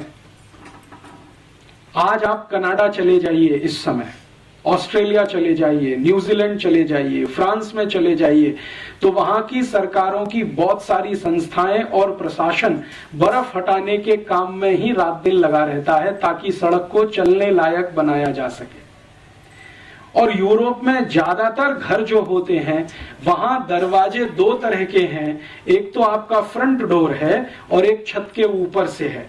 कई बार बर्फ इतनी होती है कि सामने का दरवाजा बंद होता है सड़क वाला, तो छत के ऊपर के दरवाजे से जाना पड़ता है। ऐसा इलाका है। तो उससे मैं एक ही बात आपके ध्यान में लाना चाहता हूं, बहुत ठंडी वाला इलाका है, बहुत सर्दी वाला इलाका है, ठंड सबसे ज्यादा होती है। गर्मी क्या होती है ये यूरोप के लोगों को अंदाजा नहीं है। कभी तापमान गर्मियों में 30 डिग्री के ऊपर चला जाए तो हाय तौबा हो जाती है। तो ऐसा एक क्षेत्र है, विशेष क्षेत्र है। ये अच्छा है खराब है मैं नहीं कह रहा हूं, मैं सिर्फ एक बात कह रहा हूं कि वो एक विशेष क्षेत्र है जो बहुत ठंडी में रहता है। तो एक कल्पना मेरे मन में आती है जो सच दिखाई देती है। लगातार लोग अगर ऐसे इलाके में रहते हैं तो शायद वो भी बर्फ जैसे ही ठंडे होते हों। सालों साल सालों साल सालों साल अगर आपको रहना पड़े, पीढ़ी दर पीढ़ी, पीढ़ी दर पीढ़ी, पीढ़ी दर पीढ़ी, कोई 10-20 साल का कहानी नहीं है, 2000, 2500, 3000 साल का कहानी। हर पीढ़ी को ऐसे ही वातावरण में अगर रहना पड़े तो शायद लोग भी वैसे होते हों। बर्फ जैसे ठंडा होने का मतलब है मानसिकता के स्तर पर, माने भावनात्मक कम होना, रागात्मक कम होना, सहृदयात्मक कम होना, क्योंकि ये तो सब गर्म देशों की निशानियां हैं। और बहुत बार मैं मेरे मन में एक प्रश्न उठाता रहता हूं कि ये यूरोप का पूरा इलाका एक भी किसी सभ्यता को जन्म नहीं दे पाया अपने के बाद, और एक भी धर्म को नहीं दे पाया अपने के बाद। उनका अपना धर्म जिसको आज वो मानते हैं वो भी एशिया से गया है, जिसको क्रिश्चियनिटी कहा जाता है, वो यूरोप में नहीं है। आप जानते हैं इजराइल है, इजराइल एशिया में है और इजराइल उतना ही गर्म स्थान है जितने हम लोग हैं। हमारे यहाँ जिस तरह का वातावरण है लगभग उसी तरह का वहां है। अरब देशों में जिस तरह का वातावरण है लगभग इजराइल में वैसा ही है। तो सामान्य रूप से एशिया को गर्म माना जाता है। तो ये गर्म स्थान में से ही ईसाईयत निकली है, इसी गर्म स्थान में से इस्लाम निकला है और इसी गर्म स्थान में से हिंदुइज्म निकला है या भारतीयता निकली है। क्या कारण है ठंडे इलाकों से कोई धर्म नहीं निकलता? शायद उनके ठंडेपन के कारण, क्योंकि ठंडे इलाकों के लोगों की जो प्राथमिकताएं हैं वो गर्म इलाके के लोगों से बिल्कुल अलग होंगी। आप जरा सोचें, अगर मान लीजिए लगातार पीढ़ी दर पीढ़ी आपको बहुत बर्फ के क्षेत्र में रहना है तो आपकी प्राथमिकताएं तो बिल्कुल अलग होने वाली हैं उन लोगों से जो पीढ़ी दर पीढ़ी गर्म इलाकों में रहते हैं। तुलनात्मक रूप से प्राथमिकताएं तो अलग होने ही वाली। तो प्राथमिकताओं के अलग होने से शायद और दूसरी चीजें भी आती होंगी। अगर हमारी प्राथमिकता है तो उसमें से हम अपनी तरह की दुनिया बनाएंगे। सारी दुनिया प्राथमिकता के हिसाब से बनती है। हमारे घर की कुछ प्राथमिकताएं हैं, उसके हिसाब से हम हमारा घर बनाते हैं। दूसरे के घर की प्राथमिकताएं कुछ अलग हैं, उसके हिसाब से वो अपना घर बनाता है। दो घरों की प्राथमिकताएं कभी एक जैसी नहीं होती, तो दो घरों की वास्तु और रचना भी एक जैसी नहीं होती। दो घरों की रसोइयां भी एक जैसी नहीं होती। किसी घर की रसोई में कुछ खास तरह की चीज है, दूसरे में कुछ खास तरह की चीज है। वो सब प्राथमिकताओं का किस्सा है। तो यूरोप के लोगों की प्राथमिकताएं शायद सबसे ज्यादा ये होती होंगी, इस बर्फ से बचना, इस ठंड से बचना, किसी तरह अपने को जिंदा बनाकर रखना, किसी भी तरह अपने को जिंदा बनाकर रखना, ये उनकी सबसे बड़ी प्राथमिकता होती होगी।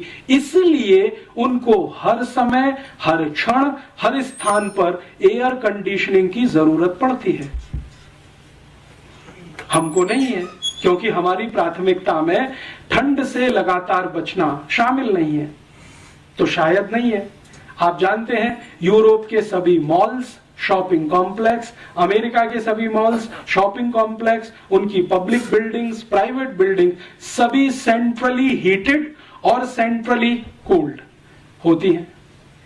अब इसको लेकर अगर हम कोई अपनी ओपिनियन बनाते हैं, साहब देखो ये कितने ऊंचे लोग हैं, कितने हमसे आगे लोग हैं, जो सब कुछ इन्होंने सेंट्रली कूल्ड और सेंट्रली हीटेड बना रखा है, तो ये हमारी मूर्खता है, उनकी नहीं है, क्योंकि वो उनकी प्राथमिकता का हिस्सा है।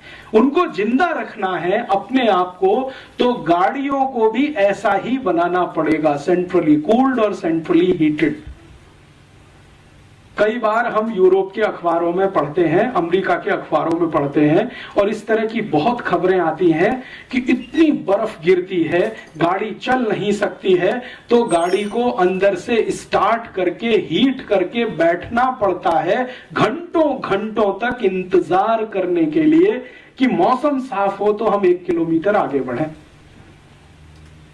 अब हम इसको एक विशेषता के रूप में जब प्रचारित करना शुरू करें, अरे साहब यूरोप की तो सभी कारें सेंट्रली हीटेड होती हैं, तो वो हमारी मूर्खता है, उनकी वो विवशता है, उनके लिए वो आवश्यकता है, उनके लिए वो प्राथमिकता है, उनकी वो प्रायोरिटी है। अब अगर वही प्रायोरिटी को हम नकल करना शुरू करें, जिस इलाके में साल में 9 महीने क्या 12 महीने भयंकर सूर्य के दर्शन होते हों, गर्मी पड़ती हो, धूप मिलती हो, अगर हम भी वैसी नकल करने की कोशिश करेंगे तो वो हमारे ऊपर हंसेंगे ही, इससे ज्यादा कुछ नहीं करेंगे कि क्या मूर्ख लोग हैं। ये अपने हिंदुस्तान में भी वैसे ही कर लेना चाहते हैं जैसे हम हैं। हम तो मजबूरी में हैं क्योंकि हमारी व्यवस्था ऐसी है, ये तो शौक के साथ उस रास्ते पे जा रहे हैं। मैं कहना यह चाहता हूं कि शायद हिंदुस्तान की सभी गाड़ियों को सेंट्रली हीटेड और सेंट्रली कूल्ड करने की जरूरत नहीं है, क्योंकि मौसम ही हमारे यहां इस तरह का है। लेकिन अगर हम इसी तरह की गाड़ियां बनाते जाएं और अपने को अभ्यस्त करने की कोशिश करें, तो ये तो कुछ ऐसी ही कहानी है, बिना जाने समझे दूसरों की नकल करना, और उसको हम अपनी हीनता के साथ जोड़ें और उनकी ऊंचाई के साथ जोड़ना शुरू करें। देखो यूरोप अमेरिका वाले बहुत ऊंचे हैं, जो सेंट्रल एयर कंडीशन सिस्टम सब जगह बनाते हैं और सेंट्रली कार बनाते हैं एयर कंडीशन और हीट, और हम नहीं कर पाते हैं, तो हम पीछे हैं, वो हमसे आगे हैं। इस तरह का जब तुलना करना शुरू करते हैं तो ये सिवाय हास्यास्पद होने के और कुछ नहीं है।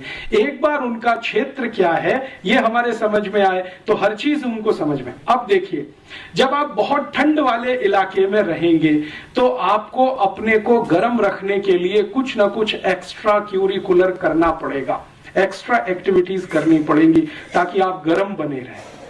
नहीं तो ठंडे पड़ गए तो आप गर्म बने रहें, इसके लिए कुछ ऐसा करते रहिए।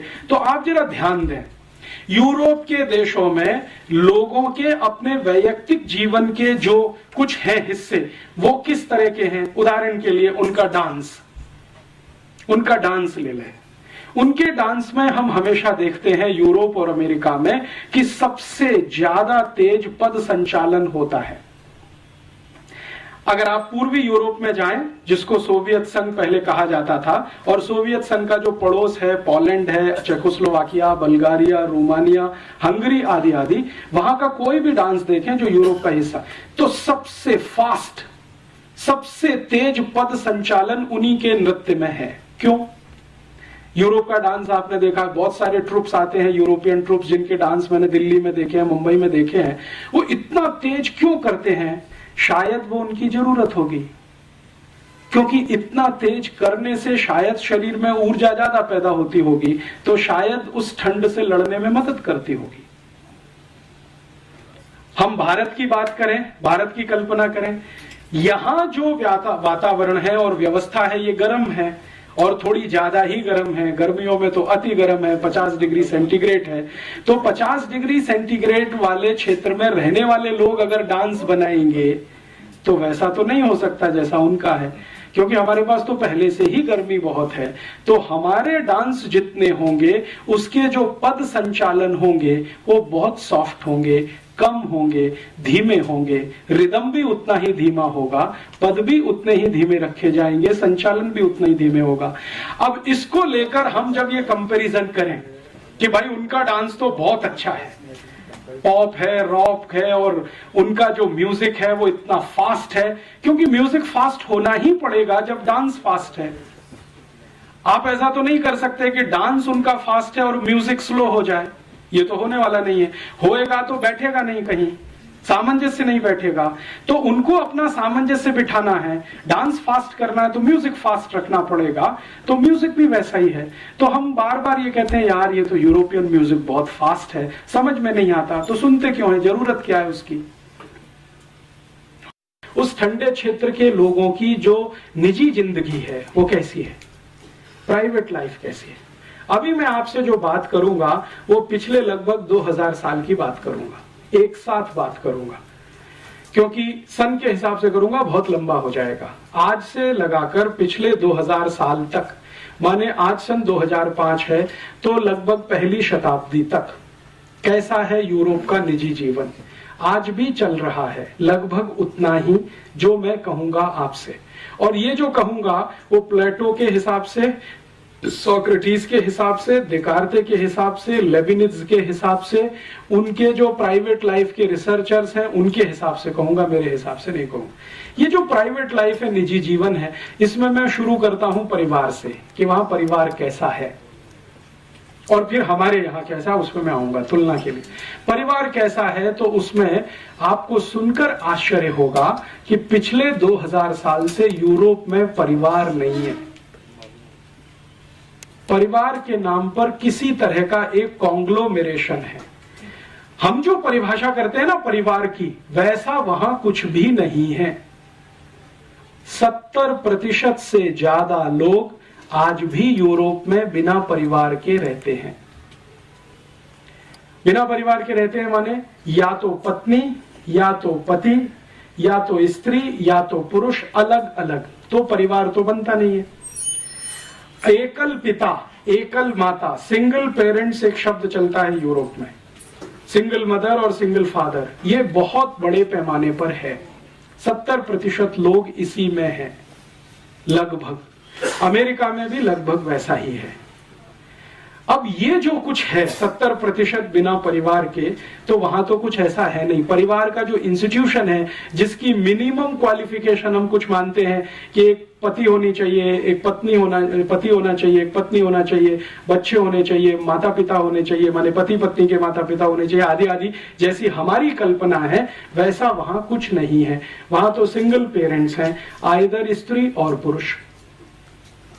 अब जो है ऐसे इलाके में बच्चों की क्या स्थिति है, बच्चे कैसे हैं, तो बहुत आश्चर्य की बात है ये जानना और समझना कि पूरी की पूरी यूरोपियन सोसाइटी या यूरोपियन सभ्यता पैट्रियार्कियल है, पितृसत्तात्मक है। मात्र सत्तात्मक वहां कुछ भी नहीं है। जो कुछ भी है वो पिता के आसपास है, पिता के केंद्र में है। माता का कोई केंद्र पूरे यूरोप और अमेरिकी सभ्यता में नहीं है। प्लीज आप अगर चाहें तो इस हॉल से बाहर जाएं, प्लीज। मैं आप दोनों से कह रहा हूं, आपसे मैं दोनों से कह रहा हूं, आप चाहें तो इस हॉल के बाहर चले जाएं, क्योंकि मुझे बोलने में बहुत तकलीफ हो रही है और दूसरों को सुनने में तकलीफ हो रही है। कम से कम आप यहाँ अमेरिकी सभ्यता का ये लक्षण पेश न करें कि आप इंडिविजुअल हैं और हम सब एक समाज के।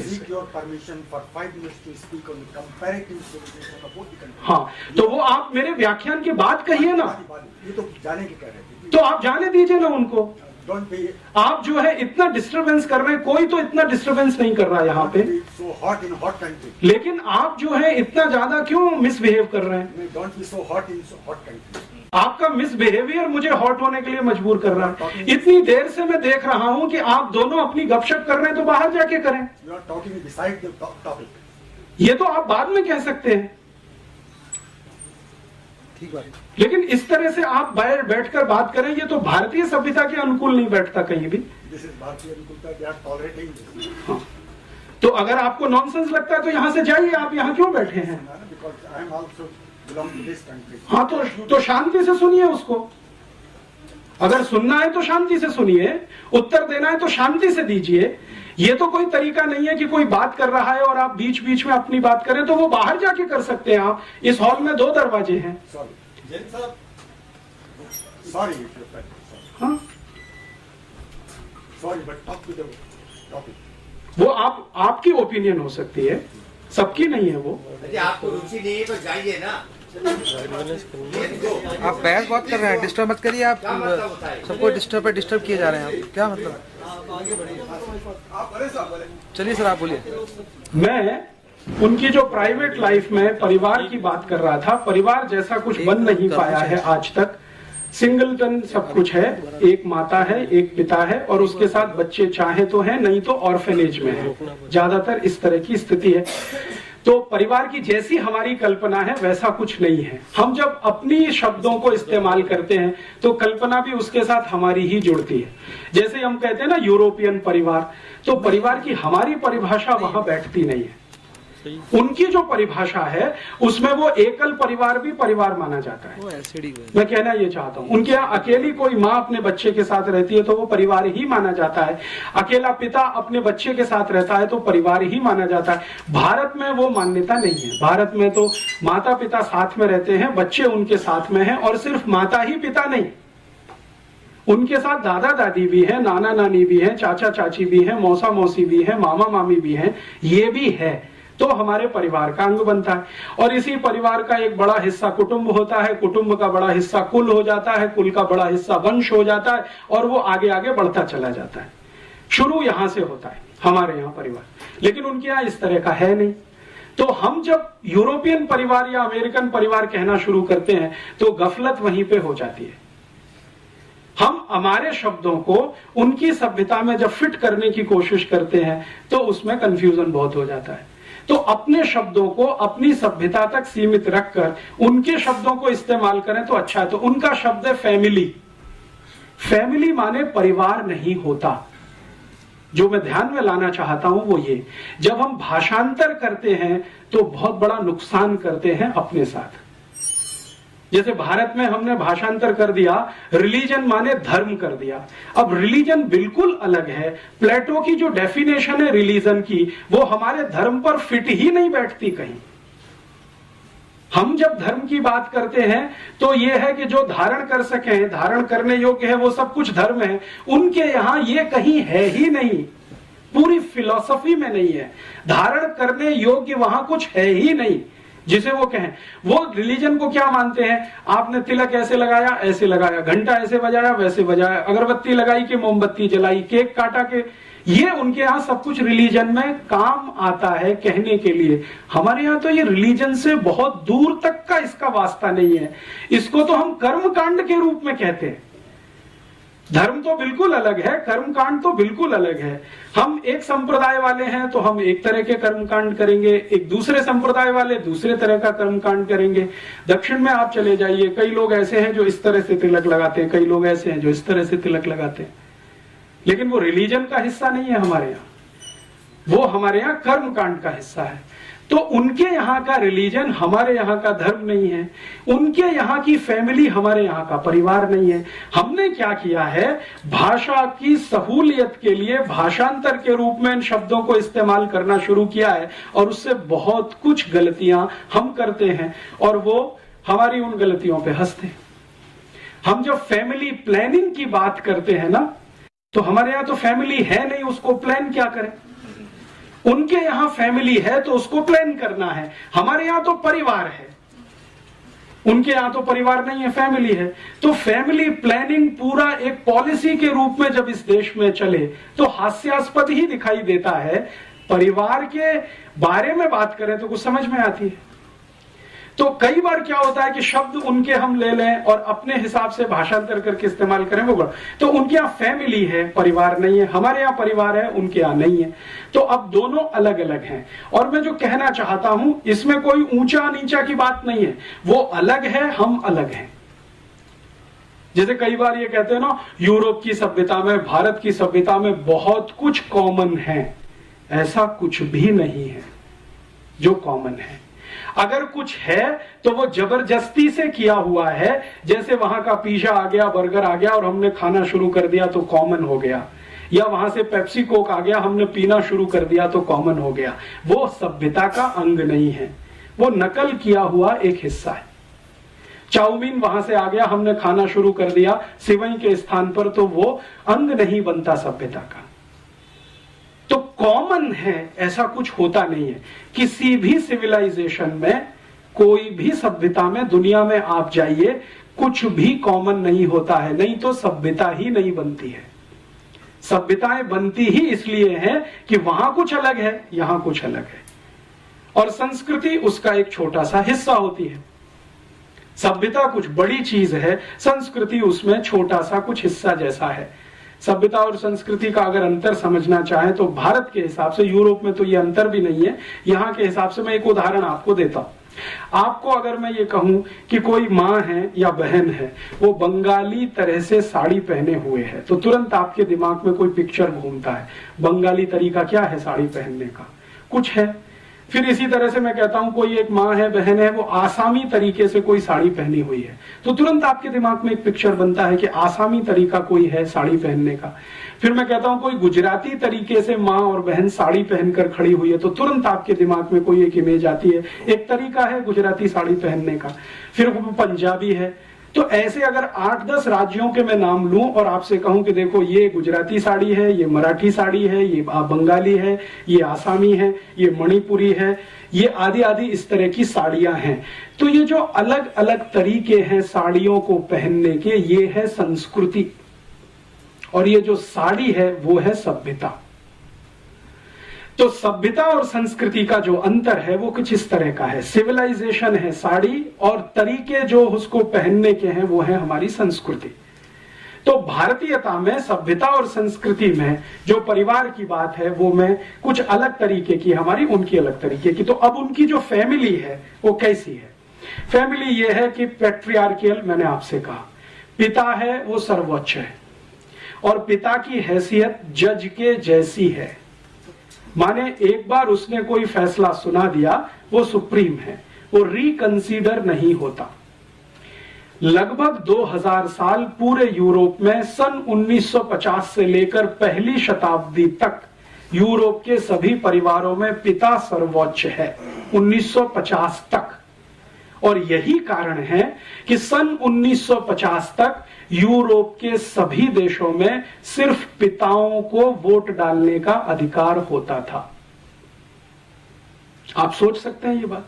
अमेरिका में 1950 तक, ब्रिटेन में सन 1950 तक, यूरोप के देशों में लगभग 1950 तक सिर्फ पुरुष ही वोट डाल सकता था, स्त्री को वोट डालने का अधिकार नहीं, क्योंकि फैमिली में स्त्री का कोई महत्व नहीं।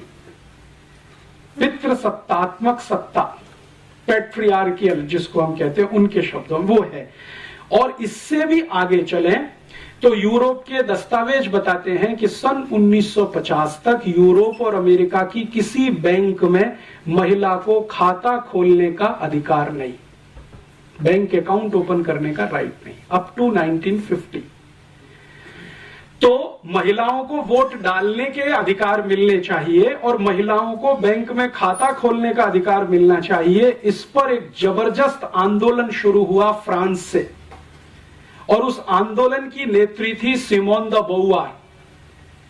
और उसका सबसे बड़ा नारा था कि जो पुरुष को अधिकार है वोट देने का, बैंक अकाउंट खोलने का, संपत्ति का मालिक होने का, वो अधिकार महिलाओं को मिलना चाहिए। और ये आंदोलन बहुत लंबे समय तक चला। ज्यों पाल सार्त्र, जो बहुत बड़ा फिलोसोफर माना जाता है फ्रांस का और अभी यूरोप का, सिमोन द बोवार जो उसकी सहयोगी थी, इन लोगों ने मिलकर ये बहुत बड़ा कैंपेन स्टार्ट किया, जिसको फेमिनिज्म माना जाता है या फेमिनिज्म मूवमेंट कहा जाता है। स्त्री मुक्ति आंदोलन जैसा हम उसका भाषांतर भारत में करते हैं। स्त्री को मुक्ति किससे? इस व्यवस्था से जिसमें उसको वोट देने का अधिकार नहीं है, बैंक अकाउंट खोलने का अधिकार नहीं है, संपत्ति का अधिकार नहीं है। जो अधिकार है वो सब पुरुष को है, पिता को है, मां को तो कोई अधिकार नहीं। और इसमें इंटरेस्टिंग बात जो समझने की है, जो आसानी से डाइजेस्ट नहीं होती, जो प्लेटो अपनी किताब में लिखता है, वो कहता है कि बच्चे का पैदा होना भी मां के अधिकार में नहीं है, वो पिता का ही अधिकार है। अर्थात कोई गर्भ में बच्चा आ गया है तो उसको पैदा होना है या नहीं वो पिता तय करेगा, मां तय नहीं कर सकती। जन्म देना है नहीं देना है उसके पति पर निर्भर है, पत्नी कुछ उसमें हाँ ना नहीं कह सकती। ये अधिकार नहीं है। और रूसो जो मॉडर्न फिलोसोफर माना गया है, उसके 5 बच्चे हुए, पांचों के बारे में वो अपनी ऑटोबायोग्राफी में लिखता है कि मेरा फैसला था, पत्नी का नहीं। और फिर उसको कहा गया कि ये गलत है या सही है, तो उसने कहा 2000 साल की परंपरा है और मैंने उसको निभाया। तो ये वहां की व्यवस्था है। तो पिता है, पुरुष है, मुख्य है, परिवार का मुखिया है, कुलपति है, कुलपिता है, जो कहना चाहिए। अभी जो तय करेगा वही तय करेगा, माता कुछ तय नहीं कर सकती। और इससे भी आगे यूरोप के सभी गांवों में, अब शहरों में थोड़ा ये बंद हुआ है पिछले 50 साल से, यूरोप के गांवों में आज भी बहुत सारी जनजातियां हैं जिनको यूरोप में आदिवासी कहा जाता है। वहां अभी भी यही है। पिछले 50 वर्षों में वहां नहीं कुछ बदला है। इससे भी आगे एक बात जो मैं आपके ध्यान में लाना चाहता हूं कि बच्चा पैदा हुआ पिता की मर्जी से, मां ने सिर्फ गर्भ धारण किया, मर्जी पिता की है। अब उस और सामान्य रूप से यूरोप में 2000 साल की एक परंपरा है कि बच्चे जितने पैदा हों उसमें से 3/4 को लावारिस छोड़ा जाए, एबेंडन्ड चाइल्ड। जैसे रूसो के 5 बच्चे हैं, 4 को उसने छोड़ दिया, घर से निकाल दिया, जन्म लेते ही निकाल दिया। तो वहां की परंपरा कैसी है? बच्चे ने जन्म लिया, पिता ने उसको किसी कपड़े में लपेटा और बाहर रख दिया, दरवाजे पे रख दिया या डस्टबिन के पास रख दिया। या यूरोप के बहुत सारे देशों में चर्च के सेंटर होते हैं, वहां पहुंचा दिया कि इनको आप पालो, ये हम नहीं रखेंगे। सामान्य रूप से 3/4 बच्चे लावारिस छोड़े जाते हैं। उसके पीछे उनका लॉजिक क्या है? प्लेटो ये कहता है कि बच्चों को पालना अपने वैयक्तिक जीवन में खलल पैदा करने जैसा है। ये प्लेटो की ओपिनियन है। इसलिए व्यक्तिगत जीवन में खलल नहीं होना चाहिए। और प्लेटो की परिभाषा में व्यक्तिगत जीवन सिर्फ इंद्रिय सुख के अलावा कुछ नहीं है। This is the statement of Plato. इंद्रिय सुख, शरीर सुख, यही सबसे ऊंचा है, बाकी सब इसके नीचे है। और इंद्रिय सुख और शरीर सुख लेने में बच्चे सबसे बड़ी बाधा है, इसलिए घर में नहीं। आप छोड़ दो उनको, पैदा हुए तो छोड़ दो। प्लेटो ने अपने बच्चे छोड़े। प्लेटो की 4 पत्नियां हैं, उसमें से एक शादी वाली है, 3 बिना शादी किए हैं। तो जितने बच्चे हैं सब छोड़े। सोक्रेटिस ने यही किया, लेबिनिज ने किया, देकार्ते ने किया, रूसो ने किया। सभी फिलोसोफर्स अपने बच्चों को लावारिस छोड़ते। अब प्लेटो कहता है कि ये जो लावारिस हैं, इनकी जिम्मेदारी राज्य की है, परिवार की नहीं, फैमिली की नहीं है। तो राज्य इनको संभाले। तो राज्य क्या व्यवस्था कर रहा है? इन लावारिस छोड़े हुए बच्चों की व्यवस्था के लिए राज्य ने चर्च को खड़ा किया पैसा देकर कि आप इनकी व्यवस्था संभालो। तो जितने भी चर्च पूरे यूरोप और अमेरिका में आपको मिलेंगे, सभी चर्चों के ऑर्फेनेज सेंटर आपको जरूर मिलेंगे। बिना ऑर्फेनेज के कोई चर्च यूरोप में नहीं होता। सभी चर्च में लावारिस बच्चों के केंद्र आपको मिलेंगे। और जो लावारिस बच्चों के केंद्र चर्च के साथ जुड़े हुए हैं, जहां पर बच्चों की ट्रेनिंग होती है, ट्रेनिंग का माने जो कुछ भी उनको जिंदगी चलाने के लिए सिखाया जाता है, वो ट्रेनिंग देने वाले इंस्टीट्यूशंस को कॉन्वेंट कहा जाता है। कॉन्वेंट अर्थात लावारिस बच्चों के लिए बनाया गया इंस्टीट्यूट, जिन बच्चों को उनके माता पिता ने छोड़ दिया है, जो पल रहे हैं चर्च की तीमारदारी में। और चर्च को पैसा सरकार दे रही है, और ये पैसा यूरोप की सभी सरकारें अपने बजट में से निकालती हैं, सब्सिडी के नाम पर, सोशल सिक्योरिटी के नाम पर। और यूरोप की सभी सरकारों के बजट का हाईएस्ट एक्सपेंडिचर सोशल सिक्योरिटी में ही है, इंक्लूडिंग अमेरिका। तो वो सोशल सिक्योरिटी एक्सपेंडिचर में एक बहुत बड़ा एक्सपेंडिचर है कॉन्वेंट का। अब मेरे समझ में ये बात बिल्कुल स्पष्ट आने लगी है। पहले मैं बचपन में नहीं जान पाता था कि ये भारत में जो कॉन्वेंट स्कूल हैं, इन स्कूलों में हम जब पढ़ने जाते हैं या पढ़ाते हैं अपने बच्चों को, तो बच्चों को स्कूल में मदर फादर कहना क्यों सिखाते, टीचर कहना क्यों नहीं सिखाते? जैसे भारत में बहुत सारे कॉन्वेंट है ना, उसका प्रिंसिपल फादर है, या तो कोई मदर है, या तो कोई सिस्टर है, या तो कोई ब्रदर है, टीचर कोई नहीं है वहां पे। क्यों? क्योंकि यूरोप में तो कॉन्वेंट स्कूल है ही लावारिस बच्चों के लिए जिनके मदर फादर का पता नहीं है। तो किसी तरह मदर फादर की थोड़ी अनुभूति हो सके इसके लिए वो अपने यहां मदर फादर ब्रदर सिस्टर सिखाते हैं। हमने जैसे का तैसा कॉन्वेंट का ढांचा वहां से आयात कर लिया या जबरदस्ती हमारे ऊपर ठोक के बिठा दिया अंग्रेजों ने, जो भी कहना हो। वो अभी भारत में वैसे ही चलता है जैसे यूरोप में चलता है। भारत के जयपुर के किसी भी कॉन्वेंट स्कूल में आप चले जाइए, बच्चे को फादर ही कहलवाएंगे वहां के प्रिंसिपल को कि ये फादर है जो लंबा चोगा पहन के है, और वो सिस्टर है, या तो वो मदर है, या तो वो ब्रदर है। कोई टीचर नहीं है, क्योंकि वहां नहीं है तो यहां भी नहीं। अब इससे भी ज्यादा इंटरेस्टिंग एक बात मैं आपसे और कहता हूं, तब आपको और समझ में आएगा कि हमारी मूर्खताएं क्या हैं, हमारी अपनी। ये जो मदर फादर नहीं है जिन बच्चों के जो कॉन्वेंट में वहां पढ़ते हैं, उन बच्चों को जो ट्रेनिंग देने वाले इंस्टीट्यूट्स हैं, उन ट्रेनिंग देने वाले इंस्टीट्यूट्स में एक डिनोमिनेशन है या एक नामकरण है अकेले कुछ ऐसे बच्चों का जिनको बास्टर्ड कहा जाता है, लिटरली कहा जाता है। यूरोप में बहुत सारे बच्चे हैं जिनको बास्टर्ड कहा जाता है। बास्टर्ड कौन है? बास्टर्ड वो हैं जिनके माता पिता नहीं है, और जिनके माता पिता हैं वो नहीं है बास्टर्ड।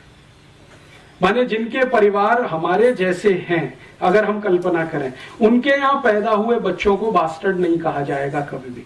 बास्टर्ड वही है जिनके माँ बाप का पता नहीं है, और जो बास्टर्ड हैं वो नागरिक नहीं है और हो नहीं सकते। सिटीजनशिप उनको नहीं मिलेगी। सिटीजनशिप किसको मिलेगी? जिनके माता पिता हैं और उनकी अपनी फैमिली है, वो बच्चे ही सिटीजन होंगे। जिनके माता पिता का पता नहीं है, ऑर्फेनेज में बड़े हैं, कॉन्वेंट में पढ़े हैं, उनको नागरिकता नहीं है। और आपको सुनकर आश्चर्य होगा, 1935 तक इंग्लैंड में और यूरोप में कॉन्वेंट पढ़े हुए किसी भी बच्चे को नागरिकता नहीं मिली। कई लोगों को तो संघर्ष करना पड़ा नागरिकता के लिए। मैं आपको एक नाम बताता हूं। रोम में एक राजा हुआ क्लॉडियस, बड़ा राजा है, बहुत बार उसकी चर्चा है यूरोपियन हिस्ट्री में। क्लॉडियस बास्टर्ड है, और उसको राजा होने के रास्ते में सबसे बड़ी रुकावट यही है, उसको बास्टर्ड होना। तो वो क्या करता है? उसको राजा होना है, वो जानता है कि मेरे अंदर कुछ काबिलियत है, मैं मारपीट कर सकता हूं, गुंडागर्दी कर सकता हूं, किसी को जीत सकता हूं, किसी को हरा सकता हूं। तो इस तरह की काबिलियत उसको लगती है अपने में, तो राजा होने की मन में कल्पना है। तो अब उसको रास्ता कैसे क्लियर करे? तो क्लॉडियस ने क्या किया है, अपने आप को किसी फैमिली में दत्तक करवाया। दत्तक लेने की परंपरा वहां पुरानी है, तो दत्तक करवाया, उस परिवार का नाम उसको मिला, तब उसको सिटीजनशिप मिली रोम की, और तब वो राजा बना। And the same case is Nero. Nero के बारे में हम सब कहते हैं ना, और एक हमारे यहां मुहावरा इस्तेमाल होता है कि रोम जल रहा था और नीरो बांसुरी बजा रहा था। तो वो नीरो भी इसी रास्ते से गया राजा होने तक। माने राजा होने के लिए नागरिक होना है, नागरिक होने के लिए माता पिता होना है। अगर आपके माता पिता नहीं है तो राजा होने की स्थिति नहीं है, तो आपको कहीं दत्तक होना पड़ेगा, किसी बड़े परिवार का दत्तक होना पड़ेगा, फिर आप उस रास्ते पर जा सकेंगे। ये उनकी परिवार की व्यवस्था है। अभी भारत में देखें, भारत में आजादी के पहले से और पिछले 2-5 हजार साल तक जितनी कल्पना हमारी दूर तक जाती हो, रामचंद्र जी के जमाने तक जाती हो, कृष्ण के जमाने तक जाती हो, उसके पहले तक कहीं कल्पना जाती हो, तो परिवार में बच्चे का होना मां के ऊपर निर्भर है। भारत में बिल्कुल उल्टा है। मां चाहेगी तो बच्चा होगा, नहीं तो नहीं होगा। ये हमारे यहां की व्यवस्था है। और भारत में आज भी जिनको हम आदिवासी और वनवासी कहते हैं, आप वहां चले जाइए, पूरी सोसाइटी मैट्रियार्कियल है, मात्र सत्तात्मक है। नॉर्थ ईस्ट में आप जाएंगे, आसाम के ऊपर कहीं भी, नागालैंड, मिजोरम, मणिपुर, त्रिपुरा, सिक्किम, वहां आपको सब कुछ दिखाई देगा मां के इर्द गिर्द घूमता हुआ। और उनसे जब हम बात करते हैं तो वो कहते हैं हाँ, ये तो हजारों साल की परंपरा है हमारी। और नॉर्थ ईस्ट में आपको सुनकर आश्चर्य होगा, शादी होकर बेटी घर से नहीं जाती है, लड़का घर में आता है। ये भारत की उन सभी समाजों में है जिनको दुर्भाग्य से हम शेड्यूल्ड ट्राइब्स कहते हैं। शादी होकर बेटी नहीं विदा होती है, लड़के को घर में लाया जाता है दामाद बनाकर, और संपत्ति की मालिक लड़की होती है, लड़का नहीं होता है। यूरोप में स्त्री को संपत्ति का कोई अधिकार 1950 तक नहीं है, उसके बाद आया है, जिसको मॉडर्न यूरोप कहा जाता है, उसमें आया है। यहां तो पहले से है। और यहां अगर आप इसको समझना चाहें कि भारत की सारी व्यवस्थाएं मां के इर्द गिर्द घूमती हैं, घर के सारे बड़े फैसले माताएं करती हैं इस देश में, भले वो लंबा घूंघट निकाल के बैठी हो, इससे कोई फर्क नहीं पड़ता।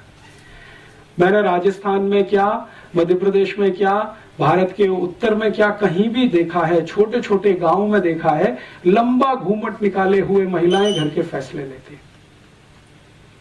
एक बार ऐसे एक बहुत महत्वपूर्ण केस में मुझे अनुभव हुआ। मेरा एक दोस्त है, वो अपनी बहन की शादी करने के लिए एक गांव में गया, पश्चिमी उत्तर प्रदेश में। तो जिस घर का लड़का था वहां पर हम बैठे, तो उनकी माँ, लड़के की माँ लंबा घूंघट निकाल के बैठी थी। तो लड़के के पिता भी वहीं बैठे थे, लड़का भी बैठा था। तो हम सब बात कर रहे थे कि देखो लड़की ऐसी है, ऐसी है, ऐसी है, आपको मंजूर है? तो पिता ने तुरंत हाँ बोला, लड़के ने हाँ बोला। वो जो माँ लंबा घूंघट निकाल के बैठी थी, उसने कहा बस इतने में पिता उठ गया, लड़का उठ गया, अंदर गए और बाहर आके कहा कि शादी नहीं हो सकती। क्यों? हमने कहा भाई क्या कमी है? तो उनका हमारी माता जी ने पहले एक लड़की पसंद कर रखी है, बस फैसला तो उन्हीं का है। तो हम ये जो कई बार गालियां देते हैं ना, हमारी महिलाएं तो अशिक्षित हैं, अनपढ़ हैं, घूंघट निकाल के बैठी, फैसला वही करती हैं। महत्व जो है ना वो फैसले का है, पिता फैसले नहीं करता। पिता की भूमिका तो व्यवसाय तक इस देश में सीमित है, घर की भूमिका पूरी तरह मां के हाथ में है। तो यहां का जो परिवार है वो मात्र सत्तात्मक है, और जब मात्र सत्तात्मक है तो उसमें संबंध तो बहुत दूर तक होते हैं, क्योंकि मां तो संबंध की शुरुआत है, संबंध ही पहला बनता है वो मां का है।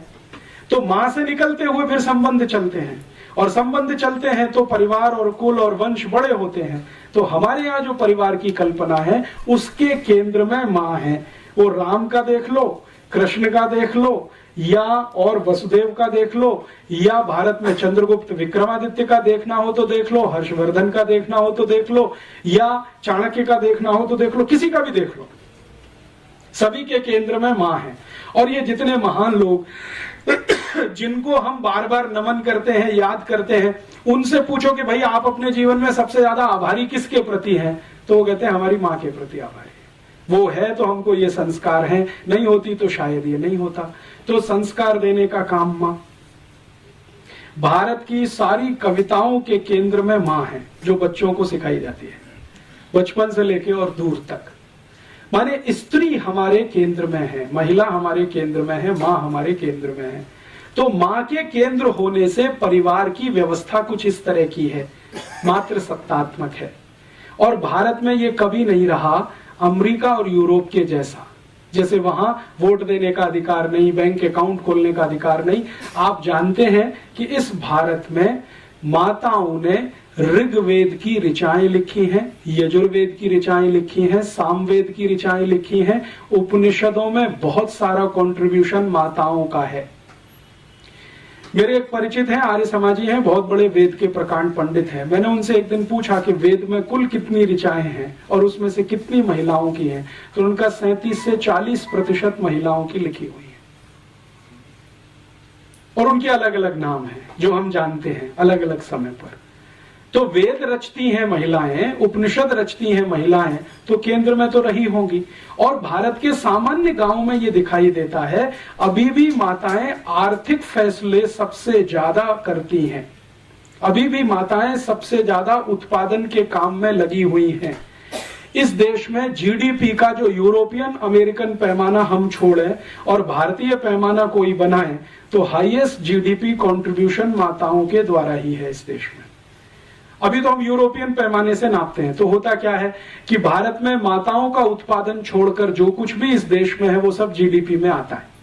लेकिन माताओं का उत्पादन हमने कभी जीडीपी में लाया नहीं, क्योंकि नकल हमने उनकी कर रखी है। वहां पे माताएं पापड़ बनाती हैं, चिप्स बनाती हैं, बड़ी बनाती हैं, अचार बनाती हैं, सब्जियां बनाती हैं, रोटियां बनाती हैं, वगैरह वगैरह बहुत कुछ बनाती हैं। वो जीडीपी में इंक्लूड नहीं है, क्योंकि नकल हमने वहां से की हुई है, पितृसत्तात्मक समाज से।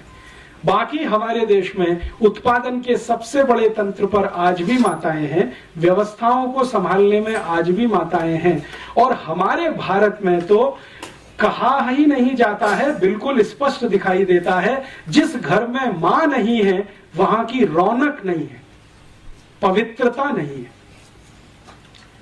मैं दक्षिण में बहुत सारे मंदिरों में गया हूं, लेकिन गर्भगृह में मैं प्रवेश नहीं कर सका।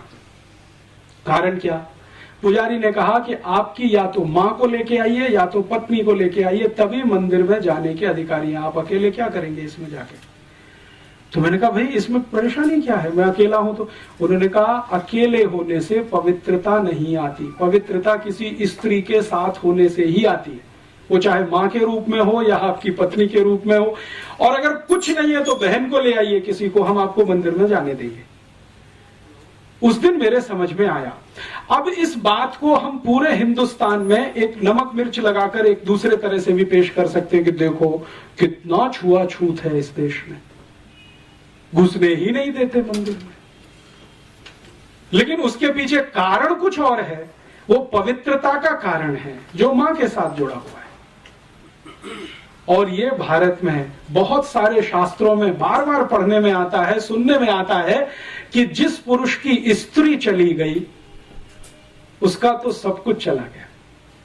मां चली गई तो और कुछ बचा ही नहीं, पत्नी गई तो बहुत कुछ चला गया। विदुर होना बहुत अपमानजनक स्थिति है समाज में, हमारे देश में, हमारी मान्यता में, हमारी सभ्यता में। तो क्यों है? क्योंकि मात्र सत्तात्मक है सब कुछ। बच्चे पैदा होंगे नहीं होंगे मां का है, बच्चे बड़े होंगे तो क्या संस्कार मिलेंगे मां का फैसला है, पिता का उसमें कोई बड़ा योगदान नहीं। पिता तो थोड़ा सपोर्टिंग हैंड के रूप में है, जो कुछ गढ़ रही है तो वो तो मां गढ़ रही है। तो भारत की सभ्यता मात्र सत्तात्मक, इसलिए हमने शायद हमारे देश को भारत माता बोला। हमने कभी क्यों नहीं कहा भारत पिता, भारत माता ही क्यों कहते? क्योंकि मात्र सत्तात्मक है सब कुछ। यहां तो भारत माता ही कहेंगे। भारत शब्द तो पुल्लिंग है, लेकिन माता तो हमने लगाया है उसके साथ भी। गंगा के साथ भी माता लगा दिया, गाय के साथ भी माता लगा दिया, यमुना के साथ भी माता लगा दिया। गंगा मैया है, यमुना मैया है, गैया मैया है। ये मैया है, भले वो पुल्लिंग ही क्यों ना हो, क्योंकि मात्र सत्तात्मक है सब कुछ। तो अब हम मात्र सत्तात्मक समाज में रहने वाले लोग पितृ सत्तात्मक समाज के लोगों की नकल करें तो अल्टीमेटली क्या निकलेगा? आपको अपने स्थान बदलने पड़ेंगे और उसमें से तो बहुत कुछ घालमेल होगा। तो अभी मैं आपको इस उदाहरण को और थोड़ा स्पष्ट करता हूं कि हम भारत में विदेशी टीवी चैनलों को आज देखते हैं। तो जितने भी विदेशी टीवी चैनल हैं, जैसे स्टार प्लस आया है, CNN है, ATN है, प्राइम स्टार है, प्राइम स्पोर्ट्स है, वगैरह वगैरह, इन सभी टीवी चैनलों पर कुछ सीरियल्स आते हैं और उन सीरियलों को भारतवासी देखते हैं और दिखाते भी भारतवासी हैं, लेकिन उनके प्लॉट सभी अमेरिका और यूरोप से आते हैं। भारत में स्टार प्लस पे सबसे ज्यादा सीरियल दिखाने वाली एक लड़की है जिसका नाम है एकता कपूर, उसके सबसे ज्यादा सीरियल आते हैं।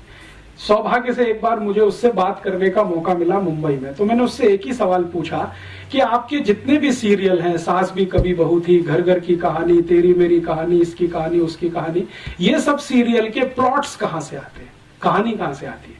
तो उन्होंने कहा this is all imported. Plot तो सभी अमेरिका से हैं, यूरोप से आए हैं, कहानी सब वहां से आई है, उसमें हमने भारतीय पात्रों को फिट करने की कोशिश की है। तो मैंने कहा अब मुझे समझ में आ गया कि आपके सभी सीरियल में माताओं को ही सबसे ज्यादा गालियां क्यों दी जाती है। सास भी कभी बहू थी, आप अगर इस सीरियल को ध्यान से देखें तो इस सीरियल की सभी स्त्री पात्र या माताएं पात्र सबसे ज्यादा दुर्भावना का शिकार है। ऐसे ही कसौटी जिंदगी की या कहानी घर घर की, कोई भी सीरियल देखें, ये सभी सीरियलों को मैं देख नहीं पाता हूं, लेकिन इनकी स्टोरी जरूर पढ़ता हूं मैं। कभी अखबार में आती है, कभी मैगजीन में। तो उन सब सीरियलों में एक माता दूसरे के खिलाफ षड्यंत्र कर रही है, दूसरी तीसरे के खिलाफ, तीसरी चौथी के खिलाफ, ननद भाभी के खिलाफ, भाभी ननद के खिलाफ, माता जो है किसी और के। इसी तरह के षड्यंत्र षड्यंत्र षड्यंत्र माताओं के बीच में सबसे ज्यादा, पुरुषों में कुछ कम, क्योंकि ये सब इंपोर्टेड प्लॉट्स हैं, यूरोप से आए हैं अमेरिका। तो वहां तो माता तो कुछ है नहीं, तो उसके खिलाफ षड्यंत्र भी हो तो कोई महत्व की बात नहीं है। यहां तो बहुत कुछ उसी पर निर्भर है, लेकिन हमने चूंकि आयातित किया हुआ है, उसको हिंदुस्तान का थोड़ा मिर्च मसाला लगा के पेश किया हुआ है, तो सभी सीरियल उसी तरह के दिखाई देते हैं इस देश में। चूंकि हम अगर अपनी सभ्यता को ध्यान में रख के कोई सीरियल बनाएं और अपनी मान्यताओं को ध्यान में रख के बनाएं, तो इसके बिल्कुल विपरीत बनेंगे जो आज हम देख रहे हैं या दिखाए जा रहे हैं। अच्छा, मैंने जब इनको कहा कि एकता कपूर को कि आप कोई भारतीय मान्यताओं के आधार पर भी, तो उनका आप प्लॉट बना के दे दीजिए, हमारी दिमाग में तो आता नहीं है, क्योंकि हमने तो जो पढ़ा लिखा है वो सब कुछ इसी तरह का है, मॉडर्निज्म का, यूरोपियनिज्म का, अमेरिकनिज्म। एकता कपूर यूरोप में पढ़ के आई है, थोड़े दिन अमेरिका में रह के आई है, तो वो कहती है कि ज्यादा कुछ हम जो देखते रहे वो यहाँ पे बनाते रहे। तो इस तरह का होता है, जब आप अंधानुकरण करते हैं, बिना सोचे समझे नकल करते हैं, तो इस तरह का उसमें से कुछ निकलता है। फिर हम अपना सिर पीटते हैं, अरे हमारी संस्कृति का नाश हो रहा है, सभ्यता का नाश हो रहा है। वो तो होगा ही, क्योंकि बिना सोचे समझे तो आप ये सब कर ही रहे हैं। कोई विचार तो होता नहीं, कोई बहस तो होती नहीं, कोई मुहाविसा तो होता नहीं इस देश में, ऐसे ही चलता जाता है। तो एक मात्र सत्तात्मक समाज हमारा, एक पितृ सत्तात्मक समाज उनका। अब कौन अच्छा कौन बुरा इसमें नहीं जाना चाहिए, वो अलग हम अलग। अब अलग अलग मान्यता और सभ्यता के लोग अलग अलग मान्यता और सभ्यता के ही कार्य करेंगे, तभी कुछ अच्छा होगा, नहीं तो उसमें से कुछ खराब ही निकलेगा। घालमेल करेंगे, फ्यूजन करेंगे तो खिचड़ी बनेगा। इस तरह का यूरोप और अमेरिकन समाज है।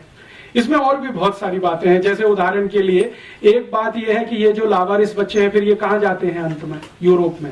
तो ये अंत में गुलाम बन के काम में आते हैं।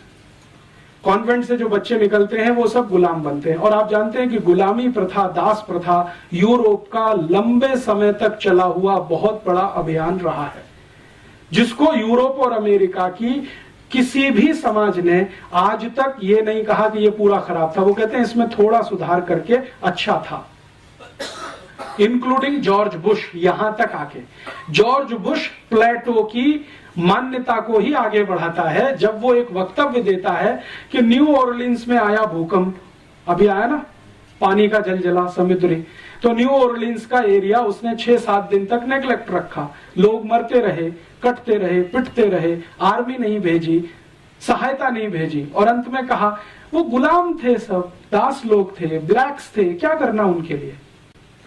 और थोड़े दिन के बाद उसी तरह का तूफान और जलजला उस एरिया में आया अमेरिका में, जहां उनका सबसे बड़ा सेंटर है केप कैनेवरल, और वहां से उनके रॉकेट और वो सब छोड़े जाते हैं, और अमेरिका का सबसे अमीर इलाका है। वहां जैसे ही जलजला आया, 6 घंटे के अंदर आर्मी भी पहुंच गई, सामान भी पहुंच गया, सब पहुंच गया, क्योंकि वो व्हाइट्स हैं। तो ये जो ब्लैक्स एंड व्हाइट्स का है, ये तो अभी तक है, गया नहीं है। इतने सारे रिफॉर्म्स होने के बावजूद जॉर्ज बुश के दिमाग में वो कीड़ा बैठा हुआ है। अमेरिका में और यूरोप में ये लंबे समय से, हजारों साल से गुलामी की दास प्रथा, और इसी दास प्रथा में इन सब बच्चों का इस्तेमाल होता रहा है। और मजे की बात यह है कि इसको वो कभी भी खराब नहीं मानते रहे। तो वो दुनिया के जिस भी देश में गए, वहां उन्होंने यही किया जो अपने यहां वो हजारों साल से कर रहे थे, दास बनाना, गुलाम बनाना और उनकी मदद से सब काम कराना। अब वहां क्या होता है कि जो भी पिता है या उनकी थोड़ी बहुत फैमिली है, उसमें बच्चा तो एक आधी है, बाकी तो ऑर्फेनेज में है। ऑर्फेनेज से लाए हुए जो बड़े गुलाम बच्चे हैं वो घर के काम में लगे हुए, तो छोटे से लेकर बड़ा काम सब गुलाम करेंगे। पिता को करने के लिए कुछ नहीं है। जैसे जूता पॉलिश करना है तो वो गुलाम करेगा, इस्त्री करना है तो गुलाम करेगा, कपड़े धोने हैं तो गुलाम धोएगा, घर को साफ करना है तो गुलाम करेगा। इस तरह की परंपराएं वहां पे हैं। माने अपने हाथ से अपना काम नहीं करना, जो करे वो छोटा है, नीचा है, और जो दूसरों से कराए वो ऊंचा है। तो वहां ऊंचे और नीचे की परिभाषा कुछ इस तरह की है। भारत में इसका बिल्कुल उल्टा है। यहां क्या है, जो अपने हाथ से अपने सारे काम करे वो ऊंचा है, और दूसरों से कराए तो वो सबसे ज्यादा शोषण कर रहा है। हम उसको गाली ही देते हैं। तो भारतीयता में क्या होता है, मैंने ऐसे इस देश के सैकड़ों करोड़पतियों को देखा है जो अपने घर में खुद झाड़ू लगा लेते हैं, अपने कपड़े खुद साफ कर लेते हैं, खुद नहा लेते हैं, खुद दांत साफ कर लेते हैं। आप कल्पना नहीं कर सकते, यूरोप में जो अमीर ज़ादे रहे हैं 1950 तक, उनके दांतों पे ब्रश भी गुलाम ही चलाते रहे, दांतों पे ब्रश। तो वो जब अमीरजादे यहाँ वॉयसराय बन के आते हैं और यहाँ जब रहना शुरू करते हैं तो यहाँ भी वही परंपरा डालते हैं। जैसे उदाहरण में हमारा राष्ट्रपति भवन, ये एक अंग्रेज वॉयसराय का घर है, तो बहुत साल तक तो अंग्रेज वॉयसराय रहा जिसको राष्ट्रपति मानते थे। तो आप अगर चले जाएं राष्ट्रपति भवन में तो ऐसे दासों की, गुलामों की फौज आपको वहां मिलेगी जिनकी संख्या 4,500 है। राष्ट्रपति भवन में ऐसे कई गुलाम नौकर हैं जो राष्ट्रपति की बूट पॉलिश के लिए हैं, राष्ट्रपति के कपड़े पे इस्त्री करने के लिए हैं, राष्ट्रपति के ब्रश पर पेस्ट निकाल कर देने के लिए हैं, राष्ट्रपति की मेज सजाने के लिए हैं। एक राष्ट्रपति हैं और व्यक्तिगत रूप से 835 कर्मचारी हैं। और दुर्भाग्य इस देश का या सौभाग्य कि इस समय जो राष्ट्रपति हैं वो भारतीयता वाले हैं। वो कहते हैं इनकी मुझे जरूरत नहीं, निकाल बाहर करो। तो सरकार कहती है जी ये प्रोटोकॉल है, हम नहीं निकाल सकते किसी को। आपको मालूम है राष्ट्रपति ने भारत सरकार के प्रधानमंत्री और गृह मंत्री को कई बार लिखकर दिया कि ये 850 गुलामों की मुझे कोई जरूरत नहीं है, मैं मेरे जूते पे पॉलिश कर सकता हूं, मेरे कपड़े मैं खुद धोता हूं, इस्त्री की मुझे आवश्यकता नहीं होती क्योंकि मैं बिना इस्त्री के कपड़े पहनता हूं, ज्यादा कपड़े मेरे पास है नहीं, 3 शर्ट है और 3 पैंट है, 2 कोट है, 2 पैंट है, इससे ज्यादा मैं रखना नहीं चाहता। एक ब्रीफ केस में मेरा सब सामान आ जाता है, कल राष्ट्रपति भवन छोड़ना पड़े तो एक ही ब्रीफ केस लेके निकलूंगा, एक ही ब्रीफ केस लेके आया हूं, इसलिए मुझे ये 835 लोगों की फौज नहीं चाहिए, हटाओ। तो प्रधानमंत्री कहते नहीं हटा सकते, ये तो प्रोटोकॉल के खिलाफ है। आप उनका इस्तेमाल नहीं कर सकते तो बैठने दीजिए ना, आपका क्या बिगाड़ते हैं, प्रोटोकॉल तो चलने दीजिए। माने वो वॉयसराय वाला प्रोटोकॉल जो गुलामी से आया है, दास प्रथा से, वो यहां कंटिन्यू रखना है। हमारे यहां तो नहीं है। भारतीयता में तो कोई किसी को गुलाम नहीं बना सकता, क्योंकि हम तो आत्मा की बात करते हैं। हम तो कहते हैं ना आत्मा सबकी समान है, परमात्मा का अंश है, कोई किसी को कैसे गुलाम बना सकता है। हम तो किसी जानवर को गुलाम नहीं बना सकते, आदमी की तो बहुत दूर की बात है। और अगर बनाते हैं तो वो समाज में विकृति माना जाता है, उसको स्वीकृति कभी किसी ने नहीं दिया है, ये हमारे देश में नहीं। अब हमारे यहाँ क्या होता है, मॉडर्निज्म में हमने अमेरिका और यूरोप से प्रभावित होकर बहुत कुछ करना शुरू किया है। जैसे कुत्ते पाल लिए, अभी बहुत लोग हैं जो घर घर में कुत्ते पालते हैं। भारतीयता में आप कुत्ता घर में बांध के नहीं रख सकते, वो तो स्वतंत्र छोड़ने के लिए ही है, लेकिन हमने घर में पाल लिए हैं और उनको गले में पट्टा डाल के घुमाने के लिए लेके जाते हैं और फिर वापस लाते हैं, उसमें बड़ी शान समझते हैं। और अगर उसको पलट के ये कह दो कि भाई ये कुत्ते पालने से अच्छा कोई गाय पाल लो तो दूध तो मिलेगा और गोबर का खाद किसी किसान को मिलेगा, क्या अब्सर्डिटी की बात करते हो, गाय रखेंगे, गंदा करती है। और वो कुत्ता कहीं भी गंदा करता है, किसी का लिहाज नहीं करता, कहीं भी पांव उठा के मूत्र कर देगा और कहीं भी संडास कर देगा। उसको साफ करना हमको अच्छा लगता है क्योंकि यूरोप से आया हुआ है। और हम गाय पालें और उसका दूध पिए तो उसमें 50 तर्क सुनाना शुरू कर देते हैं। जी जयपुर शहर में गाय कैसे पाल सकते हैं, कानून नहीं है। कुत्ता पालने का कानून बन सकता है तो गाय का भी बन सकता है, लेकिन हमने कभी प्रयास नहीं किया। तो कुछ घालमेल इस तरह का होता है, खिचड़ी कुछ इस तरह की होती है। तो हम जो हमारी मान्यता में ऐसा नहीं है तो हमारे कार्य में वैसा नहीं है, होता है तो हम उसको विकृति मान के छोड़ते हैं, वो समाज के लिए आदर्श और उदाहरण नहीं बनता है। तो अब हमारी मान्यता जिस तरह की है व्यवस्था उसी तरह की बनेगी, उनकी मान्यता जिस तरह की है व्यवस्था उस तरह की बनेगी, और व्यवस्था को चलाने के लिए नियम कायदे कानून उस तरह के बनेंगे जिस तरह की मान्यता और व्यवस्था होगी। तो यूरोप और अमेरिका के नियम कायदे कानून उस तरह के हैं, हमारे नियम कायदे कानून भी अगर उसी तरह के बनेंगे तो सर्वनाश ही होगा। अब जैसे वहां जितने भी न्याय के कानून हैं, जिसको जस्टिस कहा जाता है उनकी भाषा में, वो सभी के सभी गुलामों को ध्यान में रखकर बनाए गए हैं। जैसे पनिशमेंट के कानून है, पनिशमेंट के कानून यूरोप में है, क्योंकि गुलाम है तो गुलामों को पनिशमेंट देना है, और देना है तो किस तरह का, 100 कोड़े मारो, 200 कोड़े मारो, 500 कोड़े मारो, 1000 कोड़े मारो। 1 शिलिंग की चोरी हुई है, 2 शिलिंग की चोरी हुई है, या 1 पाउंड की चोरी हुई है, उसमें 1960 तक लंदन में 40 कोड़े की सजा थी। तो इस तरह की व्यवस्था है, क्योंकि वो गुलाम। हमारे यहां तो कुछ दूसरे तरह की व्यवस्था थी। हर्षवर्धन के समय में, चंद्रगुप्त विक्रमादित्य के समय में, और किसी भी राजा के समय में चोरी के लिए जो कानून बने हैं न्याय देने के लिए, और यूरोप में है, उन दोनों का मैं आजकल अध्ययन कर रहा हूं। जमीन आसमान का अंतर है। और वहां अगर सजा है, जैसे भारत के क्रांतिवीरों को भी वो सजा देते थे कोड़े मारने की, क्योंकि यूरोप से आई है वहीं से। तो भारत का कोई क्रांतिवीर है, अंग्रेजों के खिलाफ बगावत किया, 50 कोड़े मारो। जैसे चंद्रशेखर आजाद की कहानी तो आपने सबने सुनी है कि उनको अदालत में ही कोड़े मारे गए थे। तो उन्होंने जज से रियायत मांगी कि ये तो बहुत ज्यादा है, तो जज ने कहा अच्छा 5 कम कर दो, 45 मार दो, ये दया है। लेकिन वो जज जानता नहीं है कि 10 कोड़े में भी ये मर जाएगा, और वही हुआ चंद्रशेखर आजाद के साथ। तो जो न्यायाधीश बैठा था कुर्सी पर, वो कहे कि मैं क्या करूं, मुझे तो जो लॉ मिला है उसके आधार पर मैंने फैसला दिया है, अब इसमें प्रेम, दया, करुणा कहां से फिट बैठती है मेरे समझ में नहीं आता। भारतीयता की नजर से मैं नहीं देख सकता, क्योंकि मुझे कानून ऐसा मिला है पालन करने के लिए। तो चंद्रशेखर के केस में जज की यह टिप्पणी, वो कहता है कि भारतीयता की नजर से देखूं तो ये बहुत बड़ा जुर्म है जो मैंने किया, कि उसको मैंने 50 कोड़े की सजा दी, बाद में 5 घटा के 45 कर दिया। लेकिन चंद्रशेखर को जब 10 कोड़े पड़े हैं तो वो बेहोश हो गए। तो बेहोशी के बाद इंतजार किया है जज ने, दोबारा होश आने पर बाकी 40 कोड़े मरवाए, 45।